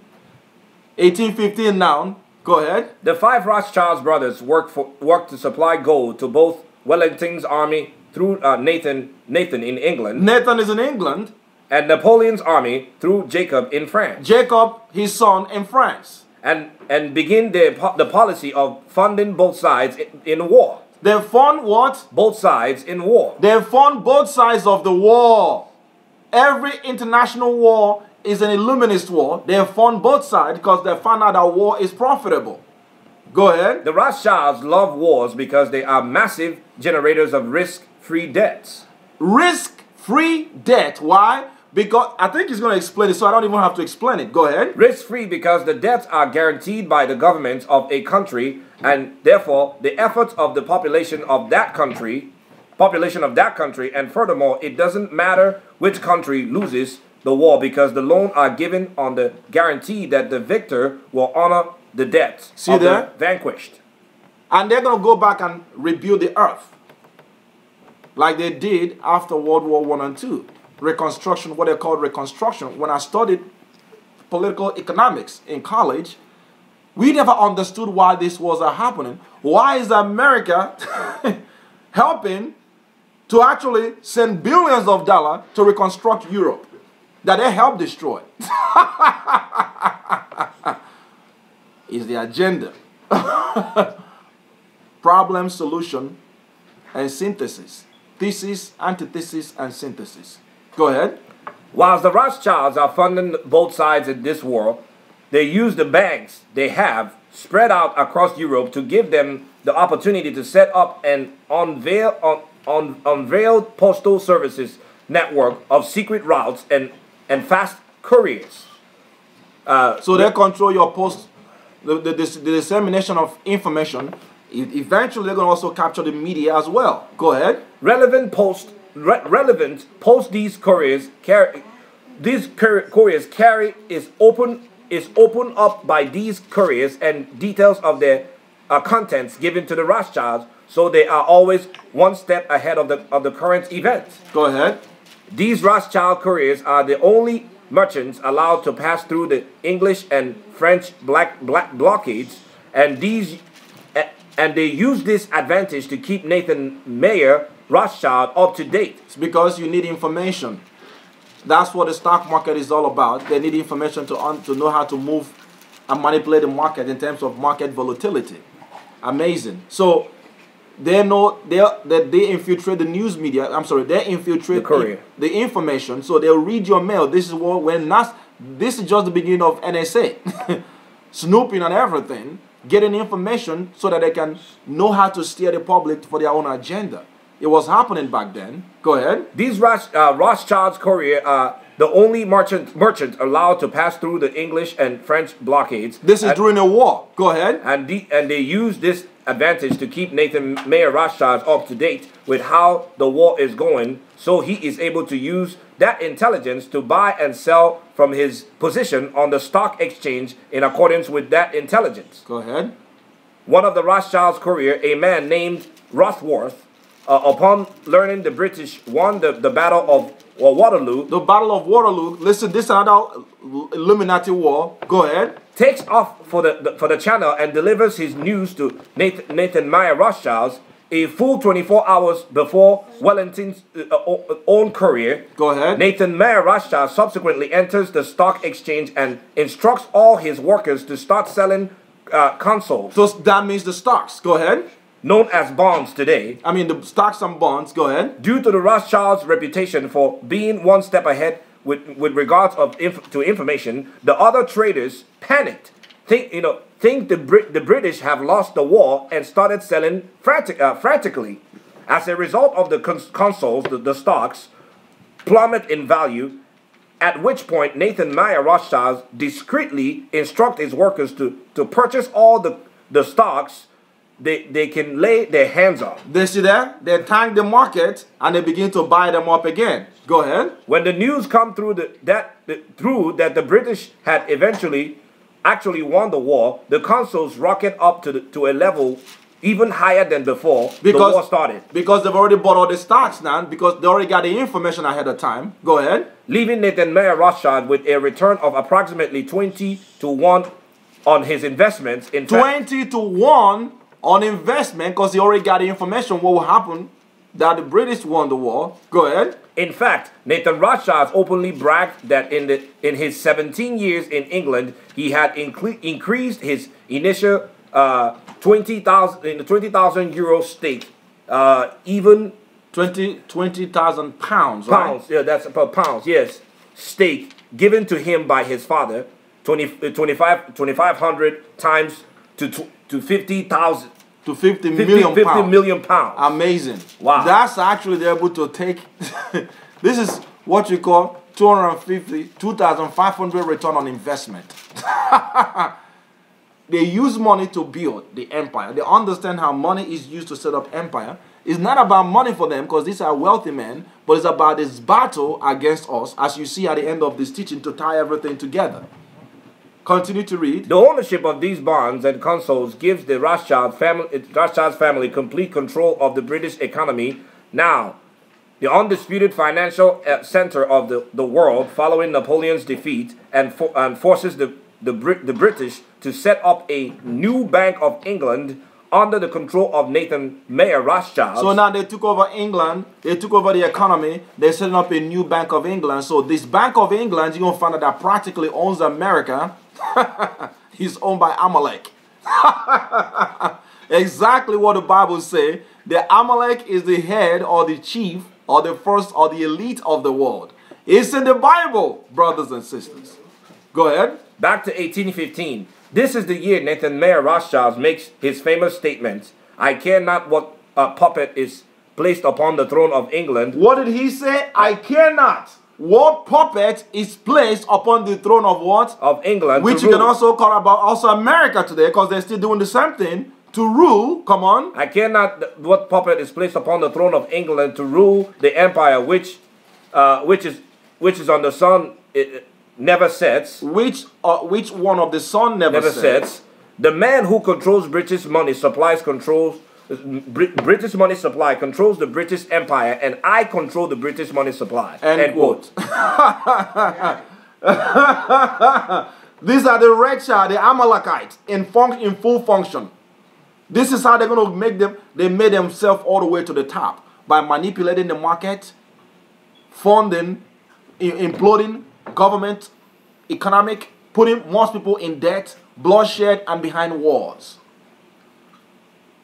Go ahead. The Rothschilds also used their control of banks of England to replace the method of shipping gold from country to country, and instead used their 5 banks spread across Europe to set up a system of paper, debit, and credit. See that? So they are the modern system. When you go to a bank, you have debit and credit.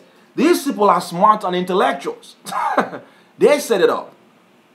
Debit in your call financial accounting. They set it up. They took away the gold. Now they replace it with. They replace it with paper money. Come on. The banking system of it's a paper, debit, and credit, which is the banking system of today. Go ahead. By the end of this century, a period of time that became known as the age of the Rothschilds, it is estimated that the Rothschilds family control over half the wealth of the world. See that? They control what? Over half the wealth of the world. Half the wealth of the world. Half the wealth of the world. And this was back what? This was when? This was in 18 what? This was in 1815. They're already controlling over half of the wealth of the world, fulfilling the Bible prophecy. They've already and what were we doing back then? We were in Africa slaves. Slavery, America was already established. We were serving slaves already. They already, by the 1500, slavery already exploded. Mm-hmm. And who was behind slavery? They funded slavery. We have a book here called Jews Selling Blacks. Or the what you call the secret relationship between blacks and the Jews. These Jews, this is how powerful history is. You have Jews selling blacks, where the real Jews are the so-called blacks, but the so-called Jews are actually Amalek, Omeleka, Edom. Think about that. They set up our system today that we are functioning. This book should be called Fake Jews Selling Blacks, the Real Jews. That should be the title of this book, brothers and sisters. So we tell the Nation of Islam, whoever wrote this book, They should retitle this book and call it Fake Jews Selling the Blacks the Real Jews. Because if you keep calling them Jews, they have this denigrated the name of Yehuda, us. Continue to read. 1848, communism versus democracy. Now listen to this now. I titled this one, Communism versus Democracy. Watch how they use ideological battle to control us as well. Ideology. The idea of communism and democracy all came from them. Capitalism and socialism all come from the same, is all about the same agenda. No difference to create global control. So why are we learning these things in schools? And we learn this thing with every zeal, thinking that you're smart, now understanding that you're set up to be a slave because you're still working for the elite. Go ahead. Ashkenazi Jew, Jewish, Karl Marx. Who? Ashkenazi Jewish, Karl Marx. Fake Jew, Karl Marx. The one that we read in economics. He's a Nobel Prize winner, so-called, and an intellectual. Fake Jew. A crypto Jew. A crypto Jew meaning that he hides his identity. They all hide their identity. A real name, Moses Mordecai Levi. They all take on Bible name to act like they're the Jews. His name is Moses Mordecai Levi. And when you go to the Hebrew, Mushi. And then Levi is Lawa. These are all Hebrew names, the Negroes' names.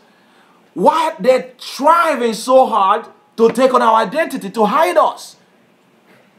Read it. Karl Marx publishes the Communist Manifesto. Interestingly, at the same time as he is working on this, Carl Ritter, go ahead, of Frankfurt University is writing the antithesis, which goes on to form the basis for Frederick Wilhelm Nietzsche. Nietzsche, also another intellectual, which is called Nietzscheism, a very radical view in terms of the direction of the world. I mean, I studied these guys in college, and you thought these are smart people. When you talk about Nietzsche, and when you're talking about Ritter, and now you talk about Karl Marx with his economic principle in terms of how the world should function. So who are these people? And we glamorize to be like them. Not understanding that these are nothing but Satanists and they don't know nothing. And these are the ones that are advising your leaders of the earth under the European powers. Come on. Nietzscheanism is a later developed into fascism and Nazism, and will be used to foment the First and the Second World War. Now listen to how they're going to use fascism. A fascist state is essentially a totalitarian state, an oligarch that is controlled by a ruling class.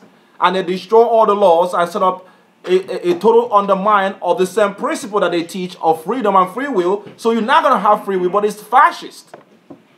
Fascism, you're going to be ruled by force under Satan. That's essentially what fascism is all about. And so also is communism and democracy. Watch this. Read it. Marx, Ritter, and Nietzsche are all funded and under the instruction of the Rothschild. The idea behind this scheme is Karl Marx, it was funded by who? Rothschild. By Rothschild, Nietzsche, and Ritter. That these are coming, giving us the socio-economic principles are funded by the same people. And by the way, Andrew Carnegie, that's behind all your high institution, Carnegie is also Jewish. He controlled the educational arm of the Illuminati. So they're going to use these people and put them as powerful men in your prestigious institutions. Go ahead. Okay, the idea behind this scheme is that those who direct the overall conspiracy could use the differences in so-called ideologies to enable them to divide larger and larger factions of the human race into opposing camps so that they could be armed and then brainwashed into fighting and destroying each other, and particularly in destroying all political and religious institutions. The agenda is to ultimately destroy all political and religious institutions. So all this was is to create what you call dichotomy. Wow. Where I'm a Democrat, I'm a Republican, where they got you already. Yes. They're the same thing. Well, I'm a left wing, I'm a right wing, where they got you. the same idea comes from them. Well, I am actually a capitalist. No, I'm a communist. I believe in social economic principles, socialism, where they're all the same people. Amazing. So the whole educational system is a joke. All you need is history, true historical record. You need language, particularly Hebrew, the best language and language of the angels, our language. You need geography. You need technocracy, which is skills to actually to create. You need to be a creator to develop stuff. Because these intellects don't create nothing. The politicians don't create nothing. The economists don't create nothing. It's inventors are people that work with their hands that create things that change your life. You need skill. And then arts is good too. Next thing, you take Bible and you put on top of it. Now you're complete. That's what you need. These intellectuals are actually known Satanists. We don't need them. They put the earth in its condition to further the agenda of Satan to rule the earth under the New World Order. Read it. This is essentially the same plan put forward by Weishaupt in 1776. Interestingly, Marxism, communism, and its derivative, socialism, when seen years later in practice, are nothing but state capitalism and rule by a privileged minority, exercising despotic and total control over a majority which is left with virtually no property or legal rights. Exactly, and that's where it all heading to. So the final outcome, whether you go through capitalism or democrat, that's why the political system is a joke. The final outcome of capitalism or communism is a dominated fascist totalitarian state where you lose all your property rights. Look at the policies that are being established today. Look at Obamacare. Well, now, the first time in world history, you're being told that you must buy a healthcare plan. Well, even if you don't have to, well, that goes against your right of choice. Are you kidding me? If you care about the people, why are you putting GMOs in their food? Why about the chemtrails? Look at the weather that we're experiencing today. You find out that these are by design. The world will be horrible to live in very soon if these people are not stopped. But prophecies must go forward. Come on. This explains why the Rothschilds were so interested in funding these ideologies, which would subsequently develop into democracy, a system of two-party states in which both parties are controlled by the same force, and whilst they may squabble over insignificant issues to give the impression of opposing one another, they actually follow the same basic ideology, which is why the inhabitants of democracy soon discover that it doesn't matter who they vote for. Nothing ever changes. Nothing what? Nothing ever changes. Your political process is a joke. It will never change, no, in a real sense, the condition of the poor masses suffering, because the system is designed to destroy the middle class and dwindle the middle class, expose a ruling class, which you call the oligarchs, or what you call capitalistic oligarch. They use or financial oligarchs, where the poor masses, all the Israelites, are being controlled by them. Now, the interesting thing is that the same people that enslaved us, the European powers, have enjoyed the jobs in terms of the growth of Americanism and American civilization. Now they see them pulling the money and pulling everything out, and they're crying. Because the middle class is losing. More people now are dependent on the federal government unlike any other time in history. That's the dependence that they want to create. You can now work for yourself no more. They don't lend no money since the stock market crash. They put all the money now, and it's going to get worse. Everybody's going to be at their beck and call. Amazing. Go ahead. 1861. Now in 1861, what happened? 1 month after the inauguration of President Abraham Lincoln, 16th President of the United States from 1860 till his assassination in 1865. He was also assassinated. There's another president that also fought against them. I believe he's gonna scroll his name as we read on. They also try to assassinate him. There's many plots to kill many presidents because Even within the Edomite nation, they have this conflict amongst themselves. The Illuminati arms and the other Europeans that naturally down with them, they are on this conflict because the Bible tells in Daniel that there's 10 beasts. They say they shall be like a marry clay, but they shall not mingle themselves together. So they're going to be partly clay and partly brittle. So they're not going to be cohesive. So there's still factions within them that are against what they're doing. So we're not against. We're telling the European to expose them. Expose what your government is doing and come under the true Christ and tell the real Jews to wake up, because you know that the ultimate plan of this stuff is to destroy all mankind. First, they're coming against us, but the agenda is to destroy everyone that loves freedom and liberty under Christ, not under American concepts. Go ahead. The American Civil War gets underway at Fort Sumter, South Carolina. After South Carolina leaves the Union, slavery has always been cited as the cause of the war, but this was simply not the case, as President Lincoln himself stated. See that? Slavery, they tell you, well, I was actually dialoguing with someone, and he said he thought it was so smart, and he said, yeah, the reason why we had the Civil War, American Civil War, is because the South wanted to free the slaves. I mean, the South did not want to free the slave because of cheap labor, but the North wanted to free the slaves, and then boom. But that's not the case. So what you find out is what you see in history, what you read in history is not exactly what's going on. You got to get into the inner caucuses to understand what's really going on, to be truly informed. What does he say? What did President Abraham Lincoln say? President James Monroe? Go back again. Okay. Which president was this? That was President Lincoln. Okay. This is what he says here. He says, the American Civil War gets underway at Fort Sumter, South Carolina. After South... No. This is the quote, right?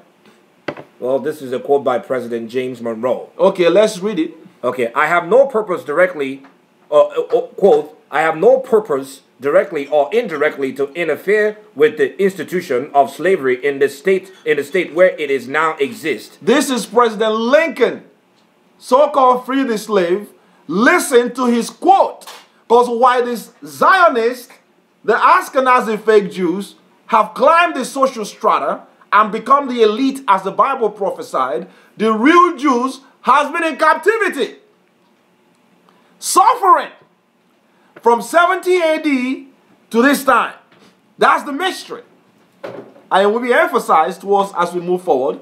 Listen to what President Lincoln said, the one that so-called freed the first slaves. Read it. I have no purpose directly or indirectly to interfere with the institution of slavery in the state where it is now exists. See there?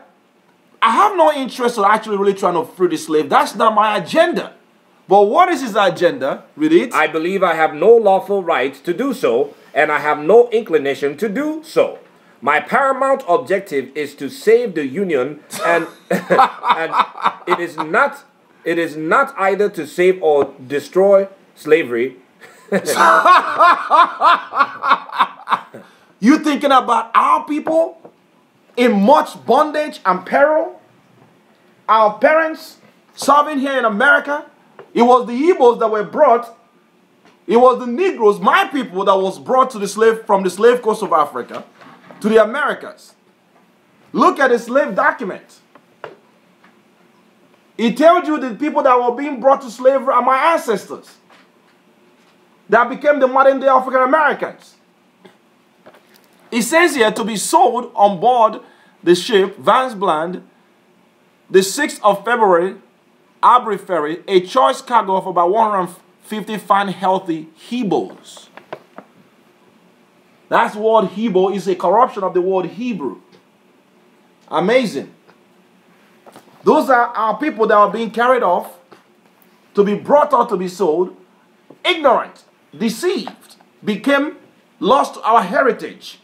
While these fake Jews, so that's why it's significant that Christ identified them. Christ is truly with us.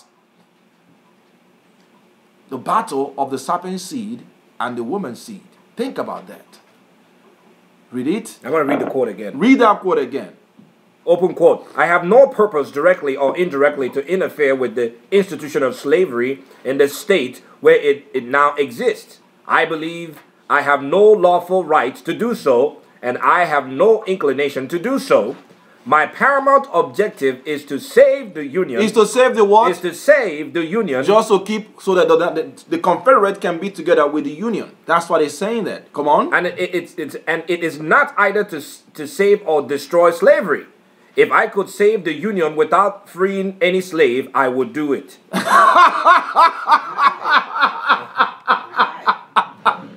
If I could save the Union. So it's about them maintaining their rulership. Without freeing any slave, I will do it. Think about that, brothers and sisters. Think about that. They have no interest. And he's that's when I read that statement, I was blown away. Amazing. Read on, please. There's so much in this stuff today, man. I told you that it's going to be fireworks today. The real reason for the war is that the southern states were in a dire economic situation due to the actions of the northern states. The northern industrialists had used the trade traffic to prevent the southern states from buying cheaper European goods. Europe subsequently retaliated by stopping cotton imports from the south. So who was picking the cotton? The Israelites. That go to slavery. Slavery was so-called abolished. So that's why he doesn't want to stop it, because I mean it's profitable for him. He was engineering the triangle business. Industrial revolution was built on cotton picking that they turned into textiles. Okay. To fuel the war system as we know it, it was our people, the slaves, that built ancient Egypt, that served captivity and bondage in Babylon, in Assyria, that served under the hand of the Persians, the Grecians. The Romans expelled us. We made our way into Africa. They brought us across America and worldwide, and we built an engineered industrial revolution. So much for black history. They should tell her in the black history. The Bible is accurate. Absolutely accurate. How come they don't tell us this in Africa, in what they call Black History Month or African history? You gotta come through the Holy Scriptures to identify people according to their nationalities. Read on. Thus the South had been forced to pay more for the goods whilst having their income slashed. This is when the money changers saw the money changers saw the opportunity to divide and conquer. This is interesting. The reason for the war is that, let's go back and read it again, because the North was levying tariffs for them. The South are losing on both sides.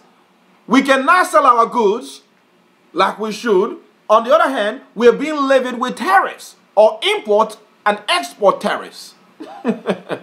So we're losing on both sides. So it was never about freeing the slave. It was about them making money. What did they do? The real reason for the war is that the southern states were in a dire economic situation due to the actions of the northern states. The northern industrialists had used trade traffics to prevent the southern states... Trade tariffs. Which are taxes on exports and imports. I'm a student of economics. Go ahead. To prevent the southern states from buying cheaper European goods. Because they send the cotton to Europe, in England, and they create materials and clothing mills in England, and they export it worldwide, and then the slaves continue to work and create the so-called working class, which they're going to ultimately move away. After this date now, they're going to move down from slave capital plantation structure to what? Economic capitalistic structure. We are still working for the same ruling class, the oligarchs that fund all the wars. Nothing has ever changed. The slaves are still the slaves, brothers and sisters. Read it. Europe subsequently retaliated by stopping cotton imports from the South. Thus, the South had been forced to pay more for the goods whilst having their income slashed. So how did that happen? This is when the money changers saw the opportunity to divide and conquer America by plunging it into civil war. By plunging it into what? Civil war. Into civil war. Listen to this, brothers. We need to know our history. Come on. This is confirmed by Otto von Bismarck when he was Chancellor of Germany, 1871 to 1890, who stated the following in 1876. What did he say in quote? The division of the United States into federations of equal forces was decided long before the Civil War by the high financial powers of Europe. Did you hear that? The division of the United States into two opposing forces was long decided by the financial powers of Europe. So where is America being controlled from? Europe. Europe, the city of London. And who controls them? Amalek. The royal family are Germans. Amazing. Go ahead. The division of the United States into federations of equal forces was divided long before the Civil War by the high financial powers of Europe.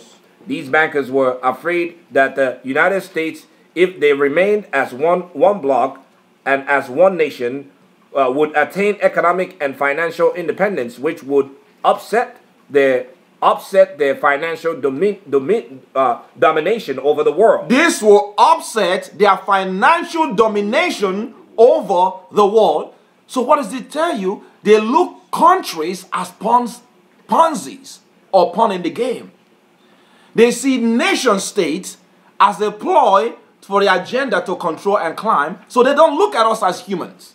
They look at us as instruments. They look at all these countries. So when they tell you that you're in Nigeria or that you're an American, it means nothing in the larger scheme of things. Hence, you better go back to take your biblical identity as the chosen people. Because nationalism means nothing to the people that are teaching you about nationalism in schools. Read it. 1871. 1871 now. The three wars predicted by Albert Pike. Now, this is going to lead us into the three wars now. That was, you're going to find now, this is where it takes a gear now. The three wars was already predicted by Albert Pike, a known Illuminist Satanist that actually works directly with the Rothschilds. Every war has been funded by the same people to fulfill the agenda. Pay attention. Let's read it. An American general named Albert Pike, who had been enticed into the Illuminati. Who has been enticed into the what? Illuminati. Back into Isaiah, Satan is the Illuminati, the light bringer, what you saw in the Statue of Liberty. To liberate you to think in terms of freedom away from the commandments of the Bible. Look at the world we live in today. Do you sense the moral decadence, the pollution, the perversion, the mindlessness, the hungry for money and fame and fortune? There's a power behind it, and they use money to fund it at every facet. Taking over the media. Listen to the wars. Let's read it. An American general named Albert Pike, who had been enticed into the Illuminati by... This is a general in American army. So they recruit. That's the agenda of the Rothschild, is to recruit powerful men in political position to do their bidding for them. And here's one of them. Go ahead. Illuminati by Giuseppe Mazzini completes his military blueprint for 3 world war and various revolutions throughout the world. They've already completed this for 3 world war and all the revolutions that will take place in the earth before they happen. Read it. Culminating into moving this great conspiracy into its final stage. These details are as follows. Let's take it one at a time. These are the details of the war that was planned by the Illuminati, the financiers, the money changers. What did they do? The First World War is to be fought for the purpose of destroying the Tsars in Russia. The First World War is to be fought for the purpose of destroying the what? The Tsars. The Tsar links to Caesars because they also fled into Russia. The Edomites, they took over Russia. Rothschild wanted to get into Russia back in the 1800s. He couldn't get into Russia because the Tsars were there. So they're going to set up what they called the Bolsheviks. The Bolsheviks are fake Jews, convert Kazakh Jews or Russian Jews that will infiltrate Russia, take over its government, and they create this two dichotomy for the war. Listen to how they did it. Read it. Read that again. The First World War is to be fought for the purpose of destroying the Tsars in Russia, as promised by Nathan Mayer Rothschild in 1815. Mayer Nathan is the first son of Rothschild himself. Amschel Rothschild himself. He's the one that promised, because they didn't want him to get in there. So he said, well, I'm gonna make sure that I destroy the czars. Watch what happens. Go ahead. The czars is to be replaced with communism, which is to be used to attack religious. So they're going to change the prevailing political structure, which is the czar, by communism. And how they're going to use, what are they going to do? Communism is going to dumb through what? Be used to. Hold on. Communism is going to, by the Bolshevik regime, will put forth communism, which are all Jewish, fake Jews, convert Jews. How? Read on. Communism, which is to be used to attack religions, predominantly Christian. The difference between the British and the German Empire are to be used to foment this war. Well, we're going to look at the First World War, we're going to look at the Second World War, and then we're going to look at the final war. These are Illuminati wars, leading to Christ's return. This is where we are. They predicted the First World War back in 18 what? This 1815. This is 1815. 1815, it was already documented what they're going to do by the Illuminists, Satanists, Rothschild. Read it. The Second World War is to be used to foment the controversy between fascism and political Zionism. So that means fascism, another political concept with totalitarianism, and Zionism, which is, they are all Zionist states. The Rothschild, they set up the Zionist state. That means they have the First World War, the byproduct of the First World War will lead them to create Zionism, which means the fake Jews will be in Jerusalem. We're going to see how that happened too. Come on. The Second World War is to be used to foment the controversy between fascism and political Zionism, with the oppression of the Jewish in Germany, in Limpin, in bringing hatred against the German people. This is designed to destroy fascism, which the Rothschild created. You see that? So they create the problem, they create the solution, and the synthesis, the benefit that comes out of that is what they already intended. Go ahead. And increase the power of political Zionism. And increase the power of what? Political Zionism. Come on. This war is also designed to increase the power of communism to the level that it is equaled that of your united Christendom. See that? So they're creating what you call dichotomies. Your war, because if you go into social politics or economics politics, they talk about the dichotomies. These dichotomies are designed by the builders themselves. Think about that. And that's exactly what happened. Look at that. The Jewish state became powerful. Fake Jews in Jerusalem. Equaling to communism, leading to, and that's what you saw, Russia. So the whole idea of Russia, the Cold War, was manufactured, brothers and sisters.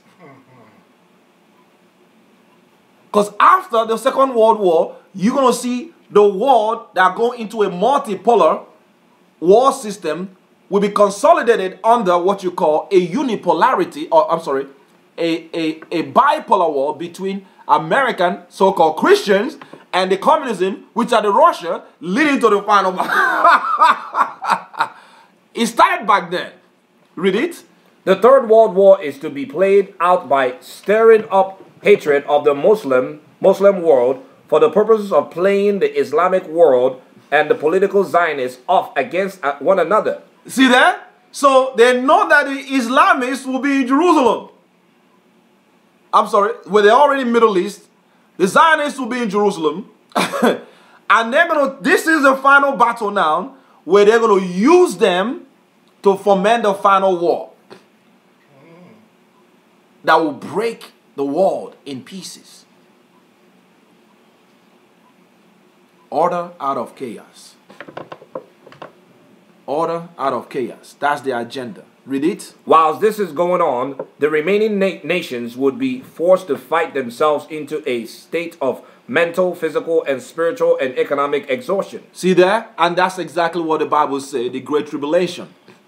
where the earth is in total peril, and that's what we're heading into. Everything is exactly happening as it was said in the 1815 by the Zionists, by the Rothschild, by Amalek. These are the plan for the 3 world wars. Listen to what they said. Come on. On August 15th of this year, Albert Pike writes a letter, now catalogued in the British Museum, to Giuseppe Mazzini, in which he states the following: "We shall unleash the nihilists. The nihilists, and mean that they're going to annihilate the world. We shall unleash the nihilists." Go ahead. "We shall unleash the nihilists and the atheists, and we shall provoke a great social cataclysm, which in all its horror will show clearly to all nations the effect of absolute atheism." The effect of what? Absolute atheism. That's when they teach you immorality, pop culture, music industry. You're looking at your magazines. They remove Bible from your schools. They teach you total godlessness, that God does not exist. That the point that people don't believe that there's a creator that created the whole world today. It's all by design. To the point that people think that homosexuality is acceptable. Lesbianism is acceptable. And the so-called royal family in England is telling us over there in the slave coast of Africa to accept immorality, to accept sin. Amazing. Think about that. It's designed to create a world of immorality so that this wicked one can continue to further the agenda while we're enjoying football, enjoying Super Bowl, enjoying so-called Olympic, enjoying all this stuff, and you're so distracted you don't even have time. You don't even have time to listen to what's really going on. You don't have time to understand, to really think about the condition of the earth, what the Bible is really saying. They wanted to, this America is set up for a big collapse because they don't believe the Creator no more. The greatest atheists, the atheists are rising from the woodworks now. Go ahead. The origins of savagery and of most bloody turmoil. Then everywhere the people will be forced to defend themselves against the world. No, read that again. Verse, say, we shall unleash the nihilists. We shall unleash the nihilists and the atheists, and we shall provoke a great social cataclysm, which in all its horror will show clearly to all nations the effect of absolute atheism. The effect of Satanism. Atheism is Satanism. The whole world will believe in Satan. That's the agenda. It's all satanic from its origin. Go ahead. The origins of savagery and of most bloody turmoil. Then everywhere the people will be forced to defend themselves against the world minority of the world revolutionaries, and will exterminate those destroyers of civilization and the multitudes disillusioned with Christianity, whose spirits will be from that moment without direction and leadership, and anxious for an ideal, but without knowledge where to send its adoration, will receive the true light through the universal manifestation of the pure doctrine of Lucifer, brought finally out into public view. So you're going to see Satan come forth. The agenda of this world is to actually break the people that truly believe. Because you're going to see so much war and turmoil. From France to Germany, to Middle East, to Iran and Iraq, all the way to China and Asia. You will see war raging and immorality like we've seen explode. They've already approved homosexuality everywhere. The world will be so hard to live in. And the people are going to be looking like, where is the Creator? There's no real power that created this whole being. There's no real Elohim. Well, we might as well believe in Satan, and that's why you see the rise in atheism, which is Satanism, and paganism. People don't believe the Bible because they're not being taught the truth. And so the so-called Christian, seeing these things, they will break their faith. They're not going to believe there's a true power. Because you haven't been studying the scriptures. And you go to church, but he already infiltrated the so-called Christian church since Constantine in 325 BC. So the church is controlled by them. The World Council of Church, they also got it in their pocket. It's an Illuminist arm. So the so-called Christian will be so deceived and they lose their mind and commit suicide. And they're going to go after their government. What does that mean? Riots in the streets. That is the plan to implode America.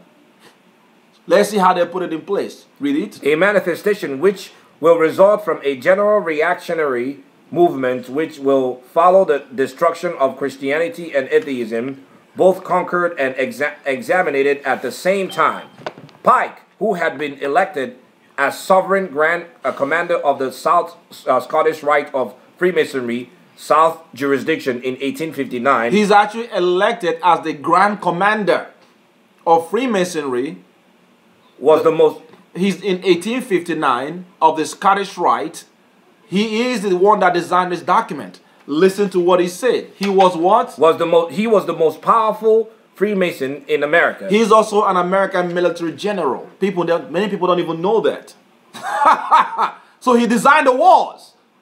It was the military arm that already designed all the wars going on in America to take over the world. First, Jerusalem, capture Jerusalem, and our people deport. This is it. I mean, they do this stuff without you knowing that the war is directly against us, and our people are moping around in darkness.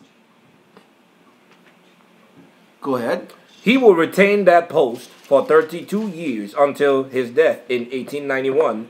He also published a book on the subject, Morals and Dogma, in 1872, entitled Morals and Dogma of the Ancient and Accepted Scottish Rites of Freemasonry, in which he candidly states the following. Listen to what he said in his book, Morals and Dogma.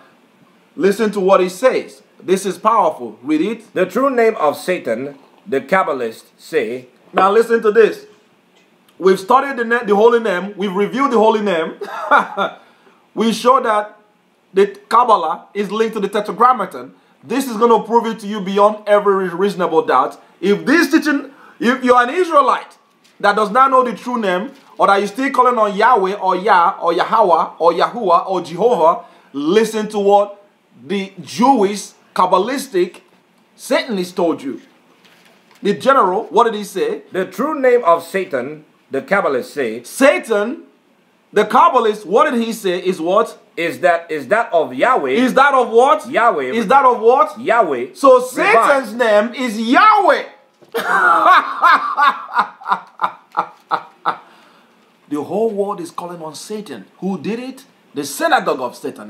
That you see, when I went into that teaching to identify why Christ called them the synagogue of Satan, powerful. Now we're showing the agenda on the military global dominion side. It all goes hand in hand. I told you it was profound. When Christ rose up in the first century and said, those that say they are Jews but they are not, but are the synagogue of Satan, they are the one that gave the world the name for Jehovah, Yahweh, Yahweh, Yahuwah.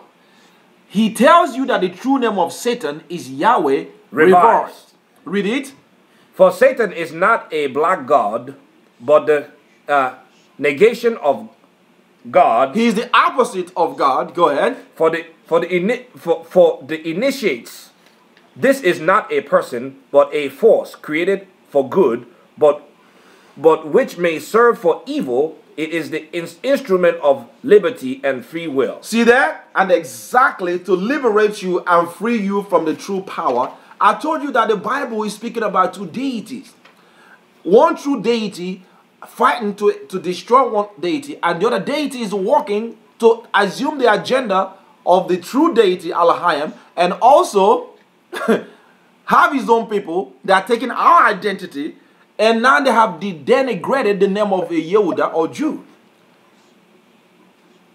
Because the people that are doing all this stuff for Satan are so-called Jew, but you're thinking it's the God of Abraham, Isaac, and Jacob. But no, it's not. This is actually the God of the fake Jews. And their God is Yahweh, which is Jehovah in English, Yahweh, Yahuwah, Yahu, Same thing.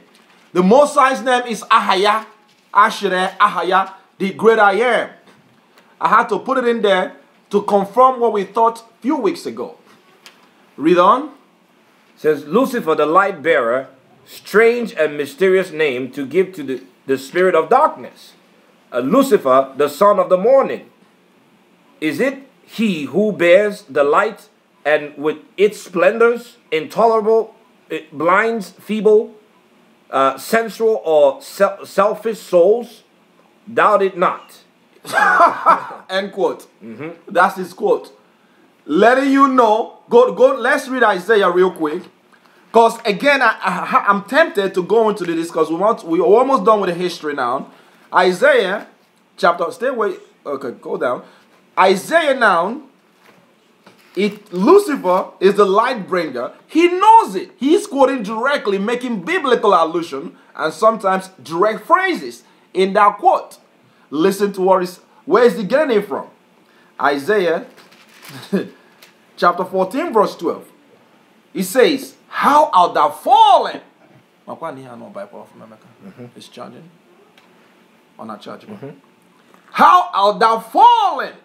Fall from heaven, O Lucifer, son of the morning. How art thou cut down to the ground, which did it weaken the nation? He's behind the weakening of the nation. And who is he using? He's using Amalek. That's why Christ called them the synagogue of Satan. And they're fighting that because now we've been completely conquered, enslaved, totally in oblivion. And they use that time to build the power for Satan. That's why our position in the earth for any Christian to believe. We love all people that love the truth of Christ. We love people. We are the Israelites. The world needs to know that Satan has his people in the earth, behind all the walls. And this truth needs to get out there before much death and peril is going to happen. Just a matter of people that are willing to receive it. Listen to what Lucifer said. He's behind the one that's weakened the nations. For thou hast said in thine heart, I will ascend into heaven. That is, interestingly enough, the word ascend is Allah, like we saw the Hebrew word of the day. Ascend, Allah, into the heavens, Shomayim. I will exalt my throne above the stars of Alahayim. I will sit upon the mount of the congregation in the side of the north. I will ascend above the heights of the cloud. I will be like the Most High. And who's helping him to achieve this goal? These people. We are in a spiritual battles, brothers and sisters. Lucifer. So let's look at the plan on how they did that. Go ahead. Interestingly, in the same book, Pike emphasizes that Freemasonry is a religion based on the occult Jewish philosophy found in the Kabbalah. You see that? Pike, Jewish, says that, emphasizes that Freemason is a religion based on the occult Jewish philosophy found in Kabbalah. Not the Bible. This is Talmudism, Satanism. They're not the Jews. Amazing. So we saw Kabbalah when we went to that book of Tetragrammaton. Now you see why it all makes sense. And they stick very close to us. When you go to Freemasonry, everything is Hebrew. Because they understand where the truth comes from and they're using that in esoteric sense. Amazing. Powerful. Go ahead. The 1897. This is 1897 now. Now, we're trying to round up the historical aspect and we're going to close now shortly after that. Now listen how they put it into action. The three wars. Let's read it. The Rothschilds found the Zionist Congress to promote Zionism. Zionism is portrayed as a political movement seeking to secure a homeland for the Jewish. Zionism. They set up Zionism and the agenda now, they already moved into action, is to secure a homeland for the fake Jews, not the real Jews that are the slaves in Americas and the slave coast of Africa and worldwide, in indigenous world of America, on the four corners of the earth. Is to set up a homeland because the Bible said, and Jerusalem shall be trodden down of the Gentiles until the times of the Gentiles be fulfilled. They know that Jerusalem is free for all. So they're going after it because Satan is going to be operating out of Zion before Christ comes. They understand the agenda. Read it. The Rothschilds found the Zionist Congress to promote Zionism. Zionism is portrayed as a political movement seeking to secure a homeland for the Jews, but is in reality a conspiracy to bring the entire world under a world government administered and controlled by Jewish fake Jews, and in particular the Rothschild. And in particular the who? The Rothschild. The red dragon that we saw in Revelation chapter 5 and 6. That will take away peace from the earth. And they're going to do everything to put themselves in Jerusalem. Deceit. Come on. The first meeting of the Zionist Congress is arranged to take place in Munich. However, due to the opposition from local fake Jews, this meeting has to be moved to Basel, Switzerland, and takes place. And this is the place where they make all the financial decision. Basel is where they come up with the financial policies. Financial economic policies in Basel, Switzerland.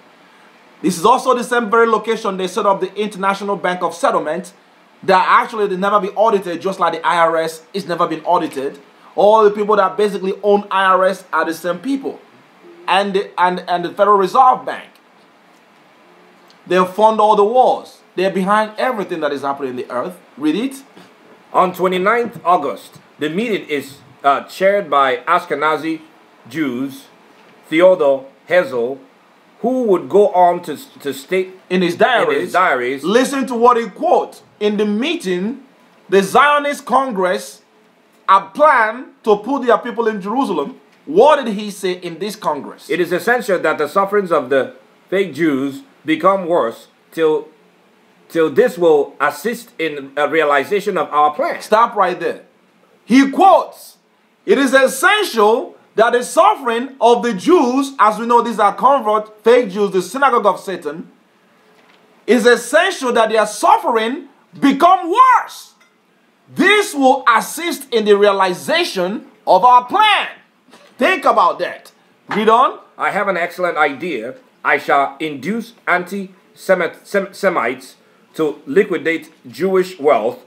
The anti-Semites will assist us thereby in that they will strengthen the persecution and oppression of the fake Jews. The anti-Semites shall be our best friends. So they use anti-Semitism as a ploy so that when you say that, go back over there because that's powerful. I want to look at before you move forward. They use anti-Semitism to create a sentiment for them. He said, and I quote, it is essential that the suffering of the Jews, as we know these are fake Zionist, fake Jews, become worse. This will assist in the realization of our plan. Why is this significant? This is significant because at this time in history, the real Jews is undoubtable who they are. We've already went through slavery. We've already went through colonization. We've lost our identity. If you open the Bible at this time in history, there was nothing like so-called Holocaust, the Hebrew word of the day, the fake one that they created. We've been suffering for a long time. So they needed to create a global sentiment so that when they go, they say they're bringing them back in Jerusalem, you're going to think that they're the Jews, but they're not. Amazing. So they needed to create, so anti-Semitism, the world is against us, they're oppressing us, and they ignore the oppression that our people suffer. This is crafty. Very crafty. So you see all the so-called Holocaust movies. It was a sacrifice indeed, like exactly what it means in the Hebrew Bible. It was sacrifice for Satan to take the seat in Jerusalem in the land that actually belongs to the poor, us. Amazing. Think about that. They needed to increase, so they're going to plan the Holocaust. Exactly what I told you, the Holocaust, as we saw, the Hebrew word of the day, olam, means sacrifice. Holocaust is a sacrifice.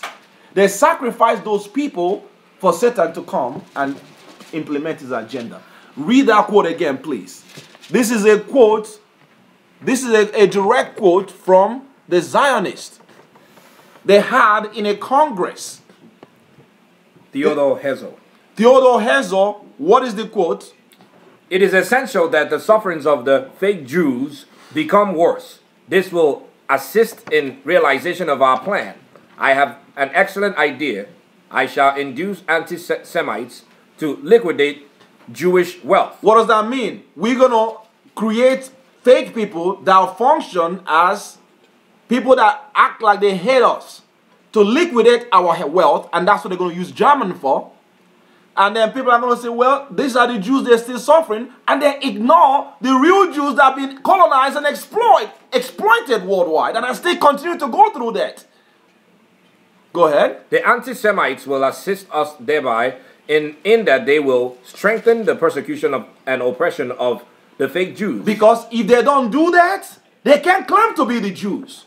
Let's go to the book of, in the Bible, it's significant that we go into the Bible, in Deuteronomy chapter 15, when the Bible said that we shall be oppressed forevermore, so they need to equally create their own sentiment as a suffering Jews, while we that are suffering, no one acknowledges us. Deuteronomy chapter 28 verse 15, what will happen to the real Jews?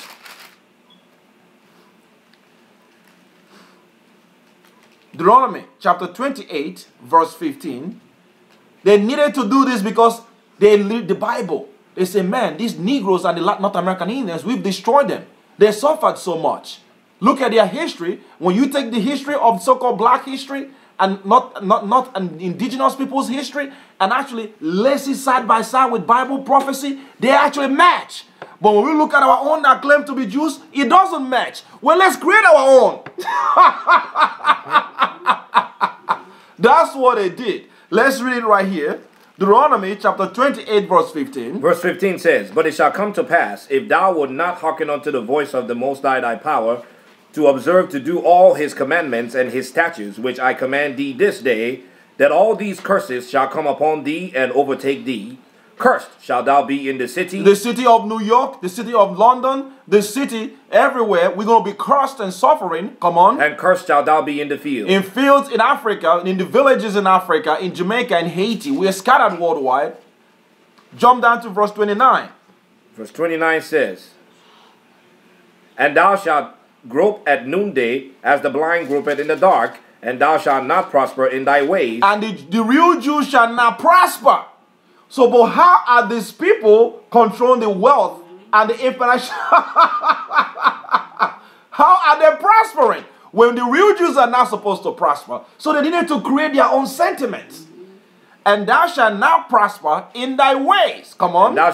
And thou shalt be only oppressed and spoiled evermore. We shall be exploited and oppressed evermore. And no man shall save thee. And no one is going to deliver us. So they needed to create their own version of what you call anti-Semitism. They created that so that they're going to say, well, we went through Holocaust, where that Holocaust was a sacrifice to take you to the land of Jerusalem while we're suffering. Think about that. Powerful. That's what they said in the Zionist Congress. When I read that, I was like, my. This thing needs to get out there. It needs to get out there. And this video is going to be out there. Let's read it. This is the First World War, how they're going to take over our land in Jerusalem by the globalists. Read it. 1914, World War I. This is now the agenda of World War I, how they implemented it. The start of the World War I. In this war, the German Rothschilds loaned money to the Germans, the British Rothschild. Remember, they have all their sons in Germany, in Britain, in France, in Australia, in America, controlling the central banking system. Already established what they call the IBS, the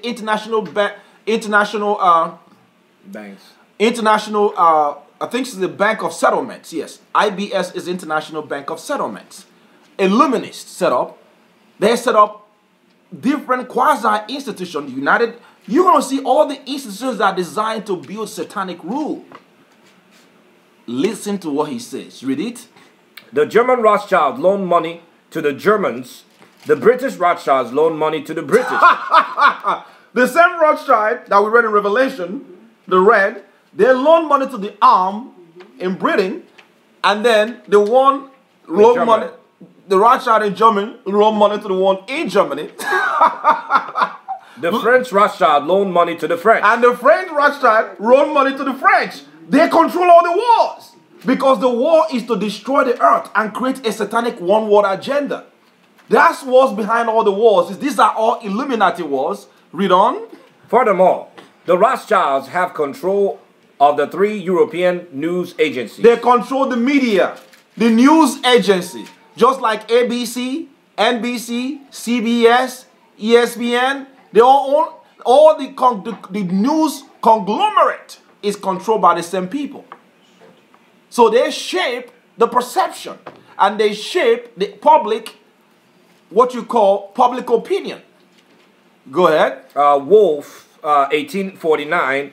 In Germany, Reuters, 1851. They control Reuters as well. In England, and Havers, 1835. In France, the Rothschilds used Wolf to manipulate the German people into a favor for war. It is around this time that the Rothschilds are rarely reported in the media because they own the media. See that? So they're not going to tell you what's really going on. So they suppress the news. That's why when you see war going on, like you saw what's going on in Syria, in different parts of the world, they won't really show you what's going on. They're going to be showing you Olympic or showing you something to keep you entertained. Why they're blowing up something somewhere. Go ahead. 1916. On June 4th, Ashkenazi Jew Louis Dembiz Brandeis is appointed to the Supreme Court of the United States by President Wilson. Woodrow Wilson, also controlled by them. Go ahead. As per his agreed blackmail payment to Samuel Untermeyer, some 3 years earlier, Justice Brandeis is also the elected leader of the Executive Committee for Zionist Affairs, a position he has held since 1914. So this guy is a Zionist, and he's also what? He's also a Supreme Court Justice that was appointed by who? Woodrow Wilson. And Woodrow Wilson, the President of the United States then, who was blackmailed by Untermeyer, a Jewish. And that's how they actually get you in control of them. To further their agenda, listen to how these people function. We have the Supreme Court Justice by the name, the Supreme Court Justice. Louis Dembitz. You have, Louis Dembitz. Yeah, go ahead. Okay. On June 4th, Ashkenazi Jew Louis Dembitz Brandeis is appointed to the Supreme Court of the United States by President Wilson as per his agreed blackmail payment to Samuel Untermeyer some 3 years earlier. Justice Brandeis is also the elected leader of the Executive Committee for Zionist Affairs, a position he held since 1914. That's the name I was looking for. Brandeis. Go ahead. Okay, so the middle of World War I. Germany are winning the war as they are being financed by the Rothschilds to a greater extent than France. See that? So they fund more money to Germans. Germans were actually winning the war than France. Go ahead. Italy and England simply because the Rothschilds do not want to support the Tsars in Russia. See that? Exactly what they said. They're going to try to destroy the Tsars because their father wanted to control them, their banking system. They say no. So I guarantee you that we're going to tear you down later on. And his sons, that are because they have their history. They have a deep record of all their enemies. Now he's going to take down the Tsar through World War I, as it was prophesied in 1815 by Albert Pike. Go ahead. And of course, Russia was on the same side as France, Italy, and England. Then a significant event occurred on December 12th. So Germany was winning the war now. On December 12th, what happened? Germany, although they were winning the war and not one foreign soldier had set foot on their soil, offers amnesties to Britain with no requirements of reparations. So they tell the Britain, because at that time Britain became, as a result of the Rothschild, before American civilization, Britain was the world power in what you call global dominance, just like America was. So they were trying, the Rothschilds funds them, and funds all of them, in fact, like we read already. So they were winning the war, and they send a letter of armistice, which is actually to create a peace. We don't want no more. Let's stop this war. What happened? Read it. The Rothschilds are anxious to make sure this is not acceptable by the British. The Rothschilds are anxious to make sure that this is not acceptable by Britain, because if they don't fight, they're not going to make money, and they're not going to achieve the objective of establishing a fake Jewish state in Jerusalem and destroying what you call the czars. Go ahead. The Rothschilds are anxious to make sure this is not acceptable by the British, as they have a few cards left up their sleeves in relations to what they initiated this war for.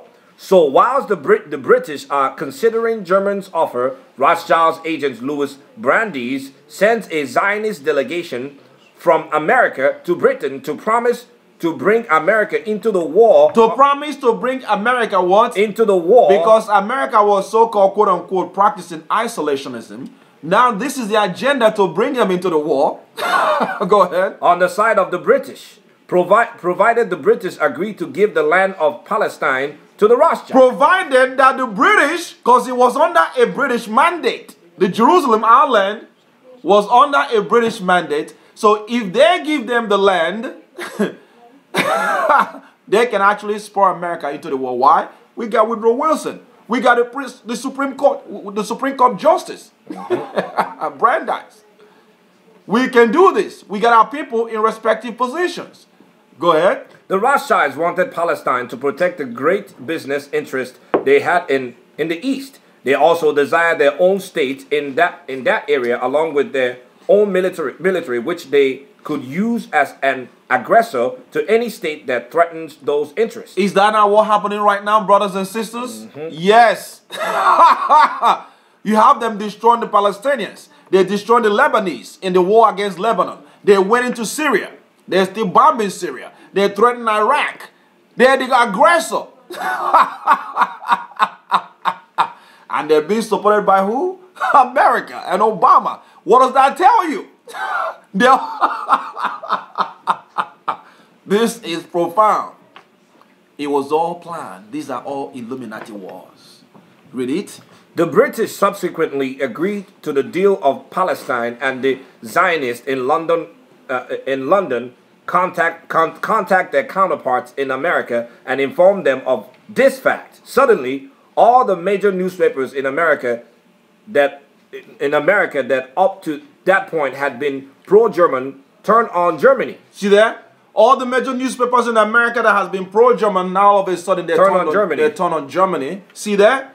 Again, I also emphasize the fact that this war in Middle East is designed to the war is heading back to Middle East. Exactly what the Bible says, and we're going to go back to it and read it to tie everything together. Is that for the final battle in Middle East in Armageddon? They know it. This is amazing. This is motion picture. It's powerful. Bible prophecy, world history, geography, anthropology, politics, socio-economic coming together all at once. Man, it's so good to be awake in these end times. Read it. Running propaganda. Okay, let me start from the beginning. The British subsequently agreed. No, but just read that down because I want to move on quickly. Okay. Let's see. Running propaganda pieces to manipulate the American public against the Germans, such as German soldiers are killing Red Cross nurses and German soldiers are cutting off babies' hands. See there? And because they control the media, then they can run propaganda advertisements to shift public opinion. Go ahead. Interestingly, Woodrow Wilson is re-elected president this year. The slogan of this campaign being, "Re-elect the man who will keep your sons out of the war." And that was his running campaign. Re-elect the man who will keep the sons of Americans out of the war. No, he's already bought. Because the people, our people, went to these wars. And we're fighting for Zionists. Our brothers and sisters lost their arms and feet and legs and limbs and died in senseless wars to build Satan's empire in the earth. Read it. 1917. As a result of Germans' offer of peace, the Rothschilds' war machine goes into total overdrive in They America. went into total overdrive in America. Campaign. What did they do? Spreading anti-Germany propaganda throughout the American media, which leads to President Wilson under the instructions of the Jewish American Supreme Court Justice Louis Brandeis, reneging on his promise to the electorate and taking America into World War I in April 6. So it was a Jewish Supreme Court Justice, Brandeis, that took them into war, America into war. Go ahead. As per the Rothschilds' promise to the British to take America into the war, they decide they want something in return for the British to prove that they will uphold their side of the bargain. So the Rothschilds said, no, these are Zionists now. We need something in writing to make sure that you're going to do what you say, the British government. Let you know they're all working in concert. Let's find out what happened. The British foreign... Hold on 1 second. Let me reemphasize that. The land in Jerusalem is the agenda to take our land in Jerusalem. Justice Brandeis already brought America into the war. Germany was actually winning the war. They formed the media to create a global sentiment, anti-Semite, anti-German. They're controlling everything. And now, they're demanding from the British government, so we need something in writing to make sure that after this war, we're going to get Palestine, the land of the Negroes. The land of the real Jews. The land of the North American Indians, the Latinos, the Mexicans, the Puerto Ricans, the indigenous North Central South Americans. The land of the people in Jamaica, the land of our people in Haiti, the land of our people scattered, poor people suffering in deep destitution because of the curse of Deuteronomy 28. And no one cares to identify these people and identify us in these Christian churches. Read it. The British Foreign Secretary, Arthur James Balfour, a Jew, a fake Jew. So you see, they have their people in all different positions, smart intellectuals. You have them here in America, controlling the Supreme Court. Now the Foreign Secretary is over there in Britain. They got the banks. They control the royal family. They're over there in Germany. Everything they want, they get. They're playing the world for Satan. So watch what happens. Go ahead. Therefore, he drafts a letter which is commonly known as the Balfour Declaration. The Balfour what? Declaration. And you can read that on your own. Go to the internet and Google it. It's an agreement where they agreed to hand the land of Jerusalem to them after this war. Because that's what the agenda was. But if you don't connect this to the Bible, you're not going to understand what's going on. Read it. World War II. After the World War I, Germany fell into the hands of the German international bankers. Those bankers bought her and now they own her. Lock, stock, and barrel. You see that? So German is owned now before so-called Holocaust. Now you see their plan for Holocaust. So-called Holocaust war a long time ago. So now they own Germany. Lock, stock, and barrel. Now watch how they're going to use that to manipulate their ways to take Jerusalem. Read it. They have purchased her industries. They have mortgages on her soil. They control her productions. They control all her public utilities. The international German bankers have subsidized the present government of Germany, and they have also supplied every dollar of the money Adolf Hitler has used in his lavish campaign to build up a threat to the government of Buren. See that? They also funded Hitler. Prescott Bush also funded Hitler, as you know. Everyone knows that. Bush's family are also Jewish. And German. I mean, well, the royal family is German. Amazing. Go ahead. When Buren fails to obey the orders of the German international bankers, Hitler is brought forth to scare the Germans into submission. To scare the Germans into submission. So they're actually behind Hitler. So they're saying that they don't like, because now they control Germany and they're bringing Hitler. So Hitler, his mother was also Jewish. And they go on the mother side. These are all the same powers controlling this earth, the ruling elite. Amalekite, Edom. Go ahead. Through the Federal Reserve Board, over $30 billion of American money had been pumped into Germany. They're pumping money into Germany now. You have all heard of the spending that had taken place in Germany. Modernistic dwellings, her great planetariums, her gymnasium, her swimming pools, her fine public highways, her perfect factories. They all funded Germany. Go ahead. Through the Federal Reserve Board, over $30 billion of American money had been pumped into Germany. Hold on.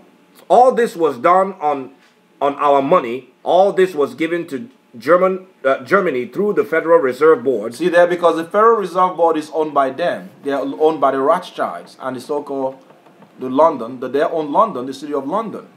All your taxes go to them. We are working for them. The elite. Amalek is the first of the nation, the elite of the world. Go ahead. The Federal Reserve Board had pumped so many billions of dollars into Germany that they dare not to name the total. Interestingly, the money pumped into Germany to build her up in preparation for the World War II it is into the German Tyson Bank, which are affiliated with the Rothschilds control harassment interest in New York, 1933. See there? Go ahead. So they funded Germany preparing for the World War II long ago, before it actually went down. Go ahead. On January 30th, Adolf Hitler becomes Chancellor of Germany. He expels the fake Jews as communists out of all the governmental positions. You think it was not intended? Because now they say that we're going to create anti-Semitism. They're using Hitler to create that. Exactly the plan. Go ahead. Out of all governmental positions within Germany. Interestingly, at the time, the number of the fake Jews in Germany's government was over 20 times those in the government since the end of the World War I. Go ahead. As a result of this expulsion in July, the fake Jews hold a world conference in Amsterdam, during which they demanded that Hitler reinstate every fake Jews back to his formal position. You see that? We call them fake Jews because that's essentially what they are. I'm glad he's doing that. So now they're creating that anti-Semitic, sentiments so that they can use that as a pretext to take over the land in Jerusalem. Go ahead. Hitler refuses, and as a result of this, Samuel Untermeyer, the Ashkenazi fake Jew who blackmailed President Wilson and is now the head of the American delegation and the president of the whole conference, returns to the United States and makes a speech on radio, which was transcribed in the New York Times on Monday, August 7th, 1933. In this speech, he made the following statements. The fake Jews are the aristocrats of the world. Our campaign is the economic boycott against all German goods, shipping, and services, which what we are proposing is to persecute a poorly defensive economic boycott that will undermine the Hitler regime and bring the German people to their senses by destroying their export trade on which their very existence depends. See that? So they're going to destroy Germany, and then Germany is going to respond, because Germany at that time was also a world power at the time. So they're going to respond back. They control both sides. Read it. Each of you, fake Jews and Gentiles alike, must refuse to deal with any merchants or shopkeepers who sells any German man goods, or who patronizes German ships or shipping. So they don't want to entertain or patronize Germans now, and they're actually in high population in Germany. Go ahead. 2/3 of Germans' food supply would have to be imported and could only be imported with the proceeds of what they exported. So if Germans could not export, 2/3 of Germans' population would starve, as there would be not enough food for more than 1/3 of the population. Nevertheless, the fake Jews throughout America participate in their boycott. This is an economic boycott, protesting what? Outside and damaging any stores in which they found any products with made in Germany printed on them, causing stores to have to dump these products or risk bankruptcy. Because that's how Germany drive a lot of its GDP, gross domestic product. And they're actually going to go bankrupt if they don't derive money from their exports. So they went after their exports, just like they're doing to Iran today. You find the same thing. They create their enemies. They put sanctions on Iran today, and Iran eventually going to have to respond. As we see them shedding their ships already today, a few weeks, last week. Go ahead. Adolf Hitler, Samuel Untermyer, once the effect of this boycott began to be felt in Germany, the Germans began boycotting Jewish stores in the same way to the fake Jews had done to the stores selling German products in America. The Nazis and the Jews in Palestine collaborates as they would for the next 7 years. This is because they essentially wanted the same thing. The fake Jews. See that? Listen to this. The Nazis, their control, and the fake Jews in Palestine, because they already begin to move their people in Palestine already. They collaborated because they want the same thing. Go ahead. Okay. As they would for the next 7 years. This is because they essentially wanted the same thing. Go ahead. The fake Jews in Palestine wanted all the fake Jews to live in Palestine, and the Nazis wanted all the fake Jews out of the Germany. See that? So they want the same things. They want the same thing. Watch what happens. Both sides therefore signed a transfer agreement known as Hawara,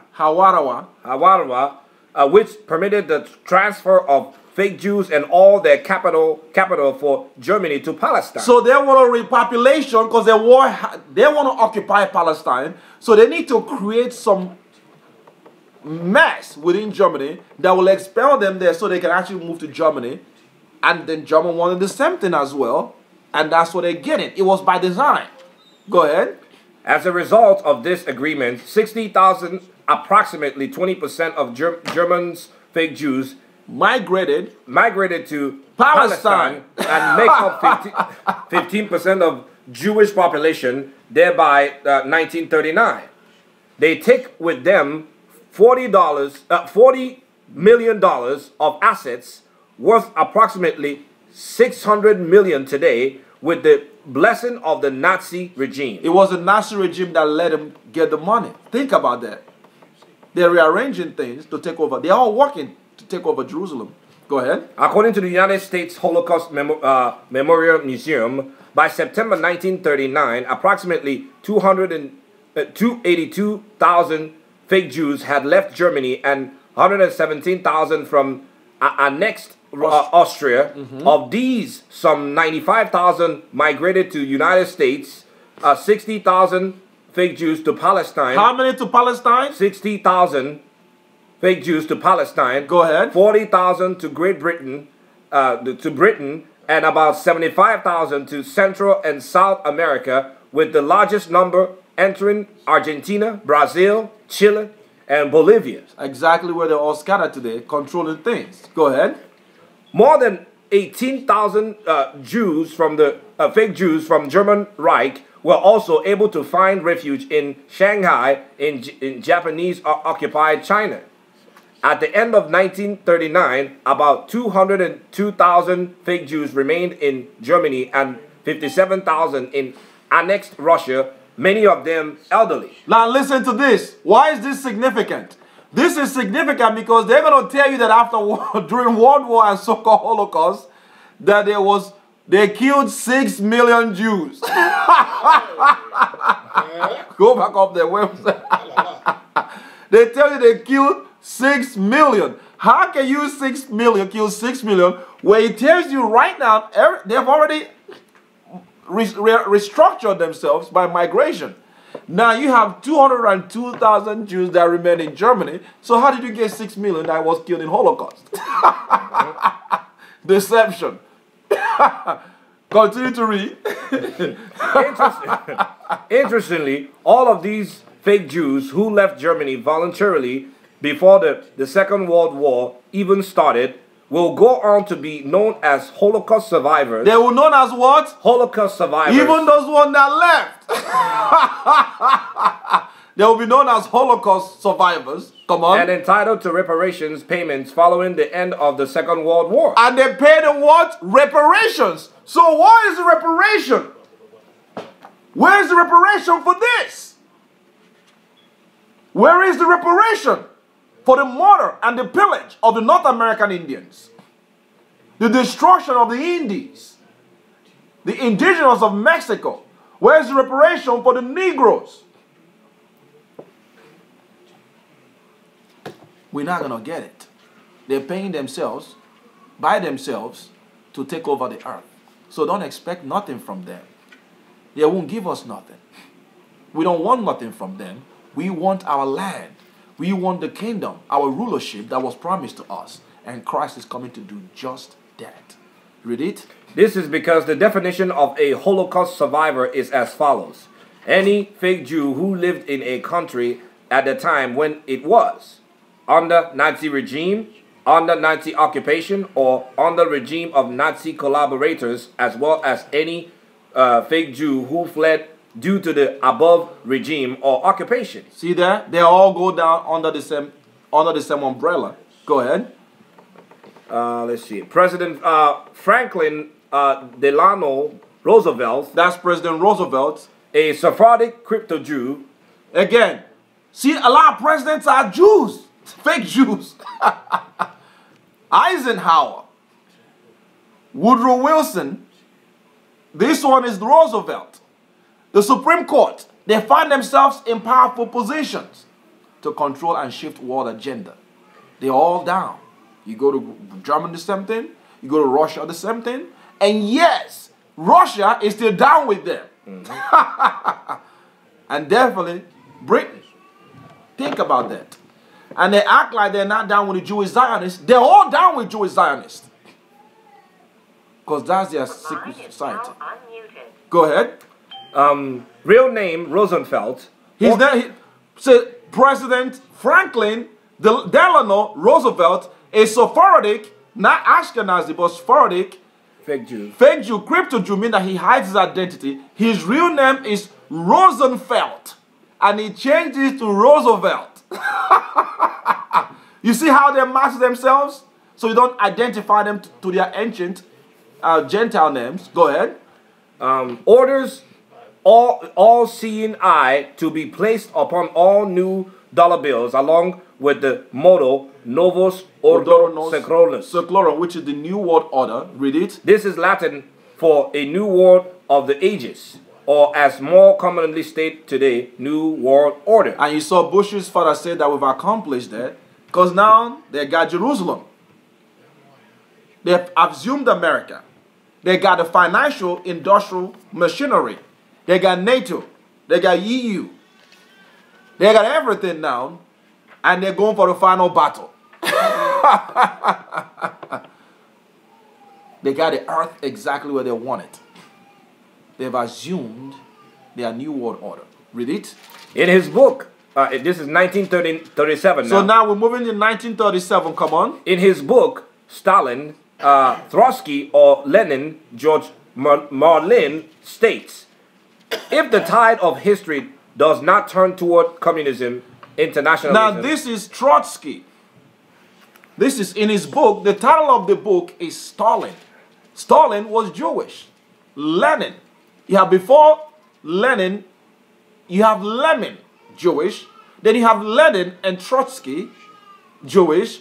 In Russia, they're all what you call the Bolsheviks. And then after which you have who? Stalin, who decimated a lot of bloodshed. We saw the massive. I went to Europe and saw the World War I ground and World War Ground II.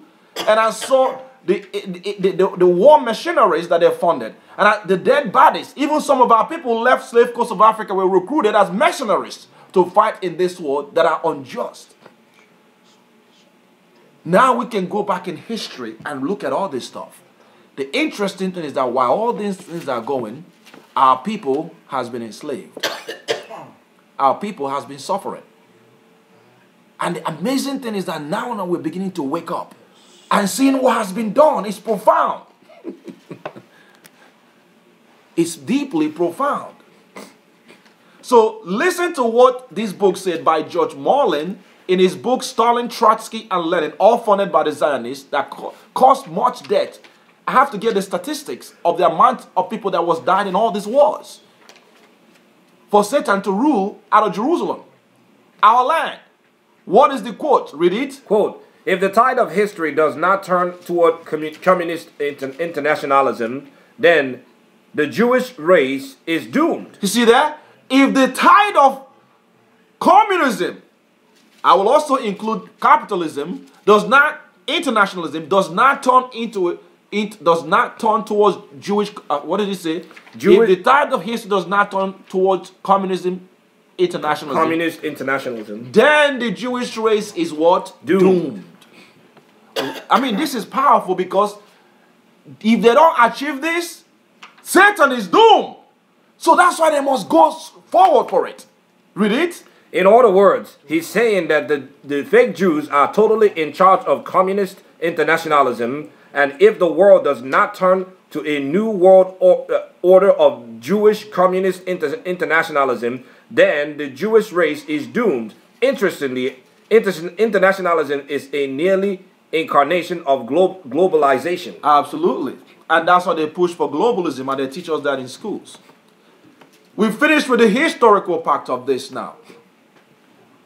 World War I, funded. World War II, they took over Jewish states. They begin to bring their people. They're now in Jerusalem. And who's still supporting them? America. Leading to the Third War. The Third War, as you saw, is between the Islamists and the Zionists. Exactly where we are right now. And it's about to go down. And where is it going to happen? Out of the Middle East. So let's now tie it all together and finish this teaching in the book of Apocrypha. The final battle. Illuminati war. The war, because now we see one of the general was saying that they have projection of 4 wars. They're going to go to war in Iraq. They plan to take down 5 nations. Iraq. They're going to go to Syria. They're going to go to Egypt. They're going to go to Libya. And then they're going to finish up in Iran. And this is the final battle, starting in the Middle East. Middle East is going to be a very, very dangerous place to be, because that's where the battle is going to explode from. Let's go to 2nd Ezra to tie the final Illuminati battle in the Middle East. 2nd Ezra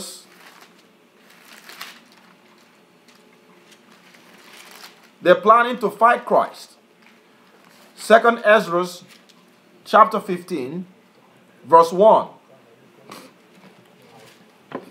2nd Ezra chapter 15, verse 1. Behold, speak thou in the ears of my people. Now the Most High is speaking to us.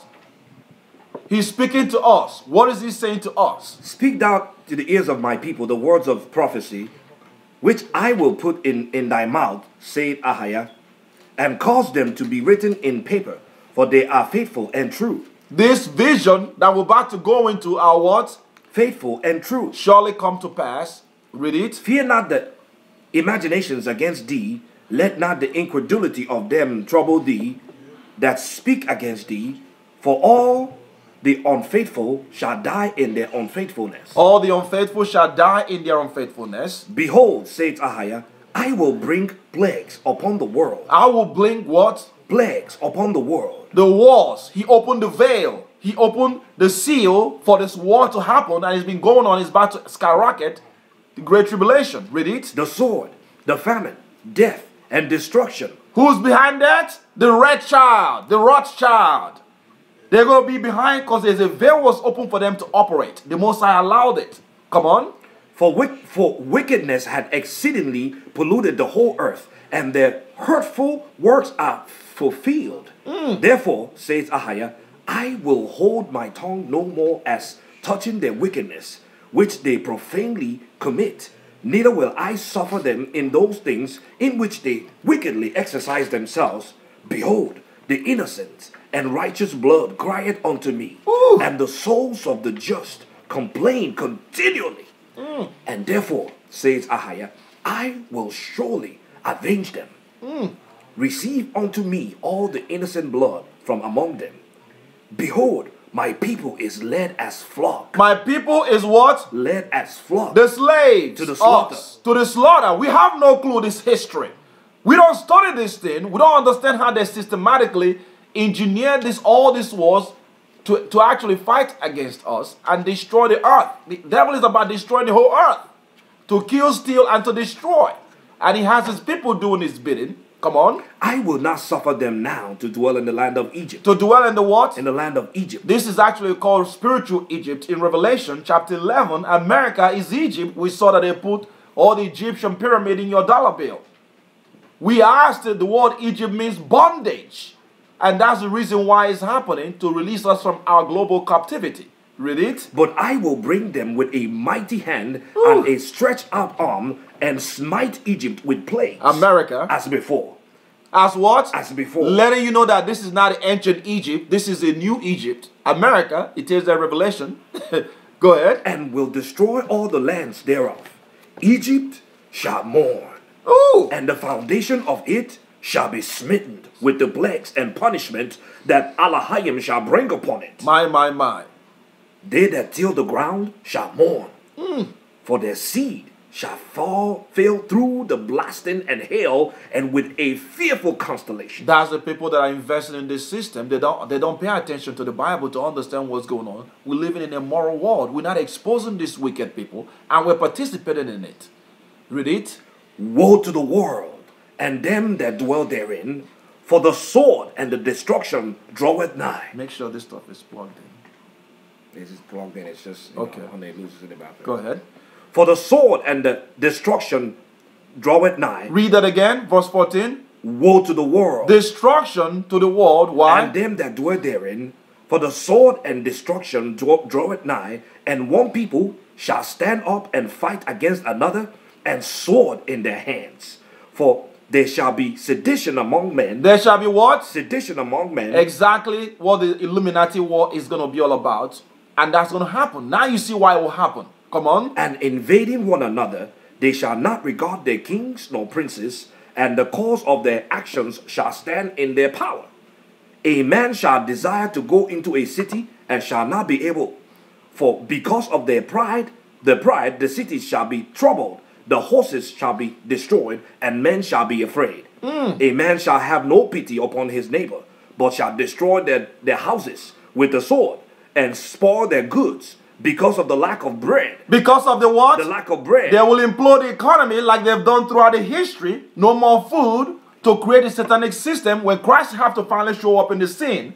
Because of the lack of bread, and what else? And for great tribulation. And for what? Great tribulation. The second great tribulation that lead to second coming of Christ. Read it. Behold, saith Elohim, I will call together all the kings of the earth to reverence me, which are from the rising of the sun, from the east, from the east, Middle East, and Lebanon, in the Middle East, to turn themselves one against another. They're going to fight. The war will start from the Middle East, and they're going to fight against one another. Come on. And repay the things that they have done to them. Come on. Like as they do yet this day unto my chosen. The reason why all this war is because they have destroyed the holy people. As they do yet today unto my chosen, Ichere Allah, us, the Negroes, the Mexicans, the Puerto Ricans, the Igbos, so-called African Americans, suffering.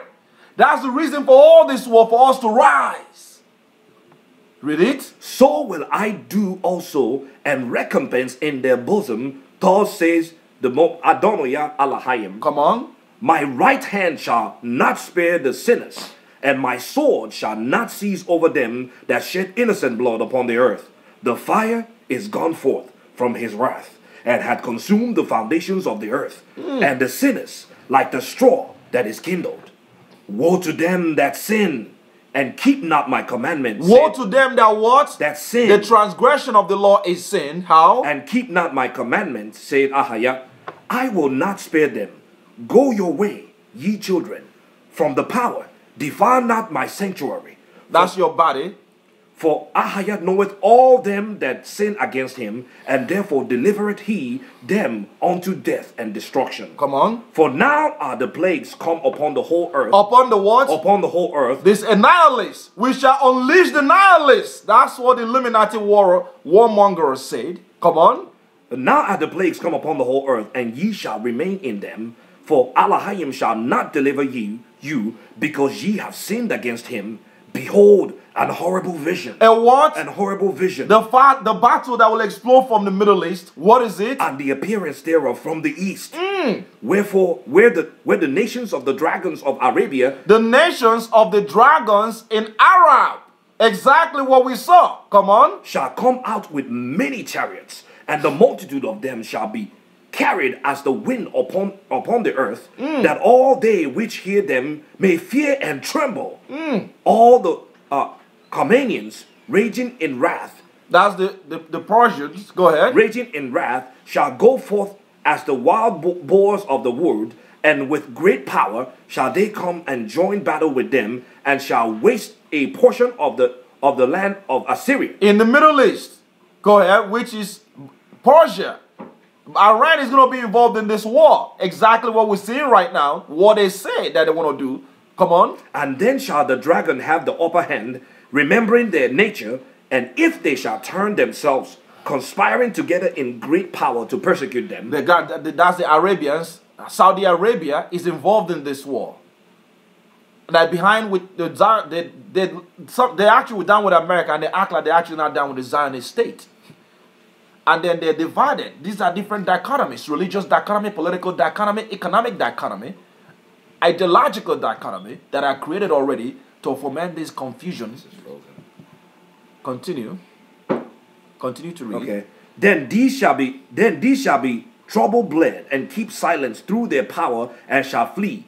And from the land of Assyrian shall the enemy besiege them, and consume some of them, and in their host shall be fear and dread, and strife among the kings. Behold, clouds from the east. What? Cloud from the east. Clouds. From where? From the east. Where east? Middle East. Middle East. And from the north unto the south. Are we talking about north? Who is in the north? Who is in the north? North America. Well, the north is And speaking also, about is north of Middle East, which is Russia. Talking about China, all those area. Exactly what the Bible prophecy shows. Read that again, verse 34. Verse 34 says, Behold the clouds from the east and from the north unto the south, and they are very horrible to look upon. They are very horrible. These clouds are mushroom clouds.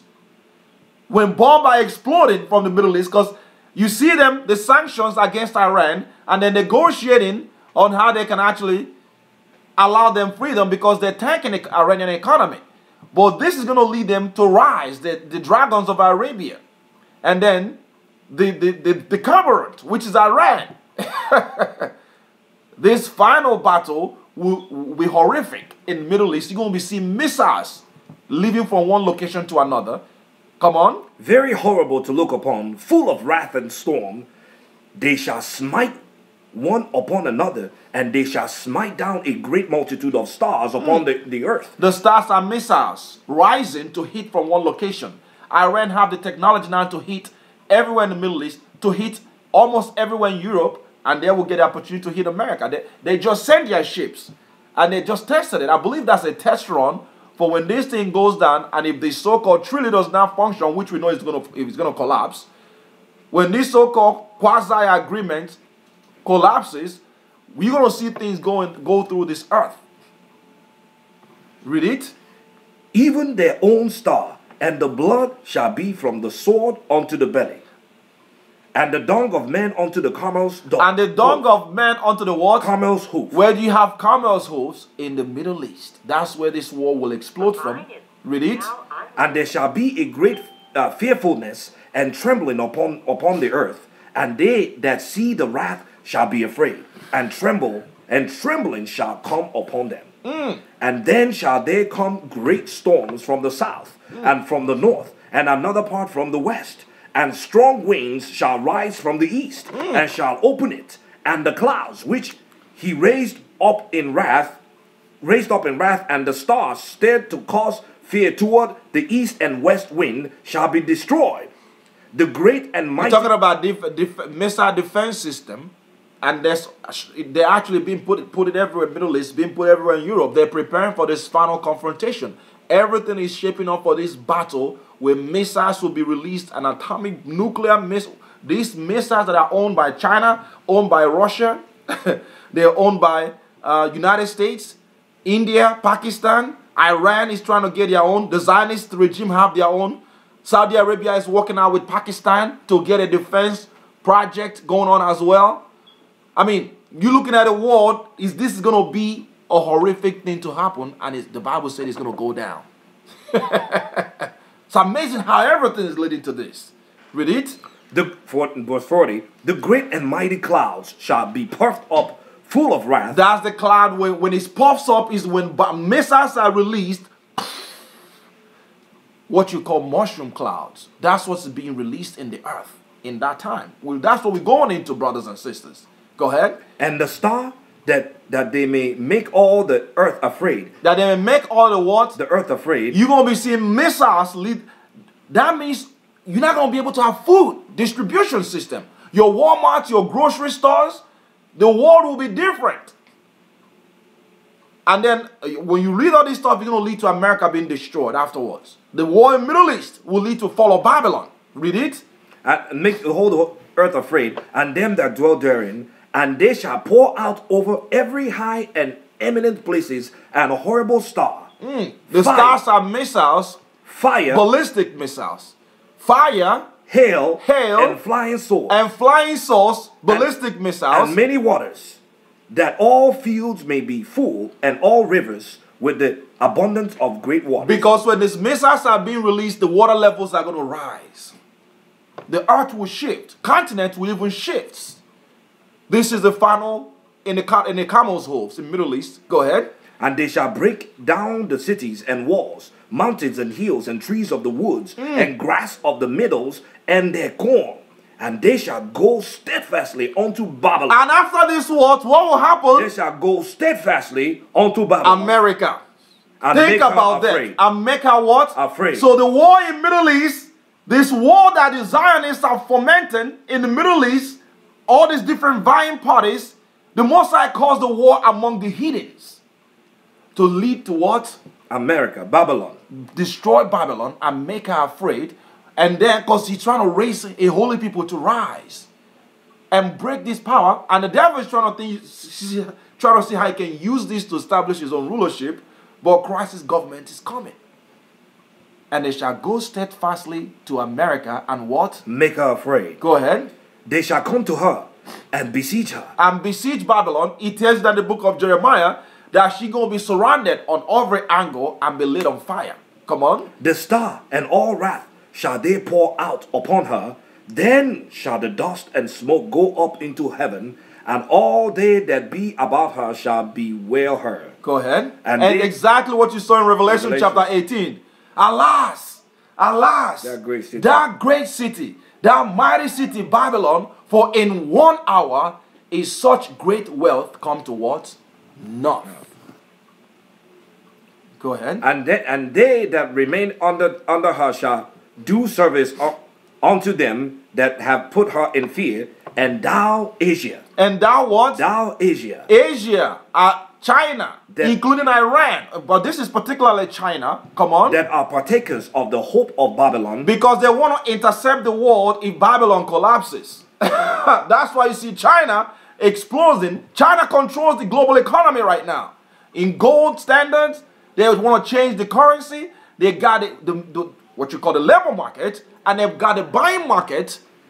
And they're thinking that they're hoping to intercept when America collapses, that China will come in power. What did the Most High say about and China? thou Asia, that are partakers of the hope of Babylon, and are the glory of her person, woe be, Because she's made like America. Their market, their structure, they actually model in America and social capitalism. Go ahead. woe be unto thee, thou wretched, because thou hast made thyself like unto her, Has resembled and modeled yourself like American, and hast decked thy daughters in whoredom, that they might please and glory in thy lovers, which have always desired to commit whoredom with thee. Thou hast followed her that is hated in all her works. they have followed America. In all her works Followed and Western inventions. civilization with all her works and what? And inventions. Technology. Her technological secrets. America goes to the moon, China goes to the moon. America builds missile, China builds missile. They set up stock market, China set up stock market. Skyscrapers, they build Everything. cities, everything. It's the same thing. Exactly. Come on. Therefore, says Elohim, I will send plagues upon thee, widowhood, poverty, famine, sword, and pestilence, to waste thy houses with destruction and death. And the glory of thy power shall be dried up as a flower. The heat shall arise that is sent over thee. Thou shalt be weakened as a poor woman with stripes, and as one chastened with wounds, so that the mighty and lovers shall not be able to receive thee. Would I with jealousy have so proceeded against thee, said Ahiah, if thou hadst not always slain my chosen? If thou hast not what? Always slain my chosen? They are behind the destruction of our people as well. China. With Russia. And just like they do to us over there, they do to Israel that are scattered over there in Asia. The island that they're fighting against Japan actually belongs to the Israelites. Amazing. Go ahead. Exalting the strokes of thine hands. What verse? Verse 53. Continue. And saying over their dead, when thou was drunken, set forth the beauty of thy countenance. The reward of thy whoredom shall be in thy bosom. Therefore shalt thou receive recompense. Like as thou hast done unto my chosen, said Ahiah, even so shall Elohim do unto thee. So the Most High is going to use all this war to judge the nation. The Gentile has destroyed us as a people. This war is designed to liberate Zion. Read it. And shall deliver thee into mischief. Thy children shall die of hunger. Thou shalt fall through the sword. Thy cities shall be broken down, and all thine shall perish with the sword in the field. They that be in the mountains shall die of hunger, and eat their own flesh, and drink their own blood, for every hunger of bread, for very hunger of bread and thirst of water. Because there's going to be scarcity of water. That's why water as a commodity is important. Food is important. We're going into the great tribulation, brothers and sisters. America will implode, China will implode, the war systems, economic system will implode once this war started in the Middle East, and it's already been prophesied, and you see the money changes are ready for it to happen. Can we be ready for it? Can we be ready for it? Read it. Thou as unhappy shall come through the sea and receive plagues again, and in the passage they shall rush on the idol city, and shall destroy some portions of thy land, and consume part of thy glory, and shall return to Babylon that was destroyed. And shall return to what? Babylon that was destroyed. America already been destroyed and desolate. Even when China is being destroyed by internally and externally. Amazing. America was already, this is a prophecy that when this is going on in China, America was already desolate. Exactly what it says in Revelation chapter 13. In the hand of Iran and all the nations that are going to be around about her to implode this system. Pick up where it says, woe be to do Babylon, chapter 16, verse 1, and we're going to down. 16. Oh, okay, 16 verse 1. Woe be unto thee, Babylon. Woe be unto thee what? Babylon. Destruction is coming to Babylon. And Asia. And Asia, Middle East. Woe be unto thee, Egypt. They went into Egypt and Syria. These are all the places that the Illuminati war said they're going into. Babylon is ancient Iraq. Asia, Afghanistan, Egypt. They went in Egypt. They took down Gaddafi. And then Syria, they're currently in Syria. And next thing you're going to see is what? Iran. Iran. And that's when the war will explode. Go ahead. Guard up yourselves with clothes of sack and hair, and bewail your children, and be sorry, for your destruction is at hand. A sword is sent upon you. Who may turn it back? Come on. A fire is among you. Who may quench it? Plagues are sent unto you. And what is he that may drive them away? May any man drive away an hungry lion in the wood? Or may anyone quench the fire in stubble when it had begun to burn? When it has what? Begun to burn? The fire of this wars, Illuminati wars, is already burning. It's going to go down. And the Most High is using that to break the powers of this nation and gather the righteous and destroy the wicked that are controlling the earth. The capitalists. You read it? May one turn again the arrow that is shot of a strong archer? The mighty Alahayim sendeth the plagues, and who is he that can drive them away? A fire shall go forth from his wrath, and who is he that may quench it? He shall cast lightnings, and who shall not fear? He shall thunder, and who shall not be afraid? The Most High shall threaten, and who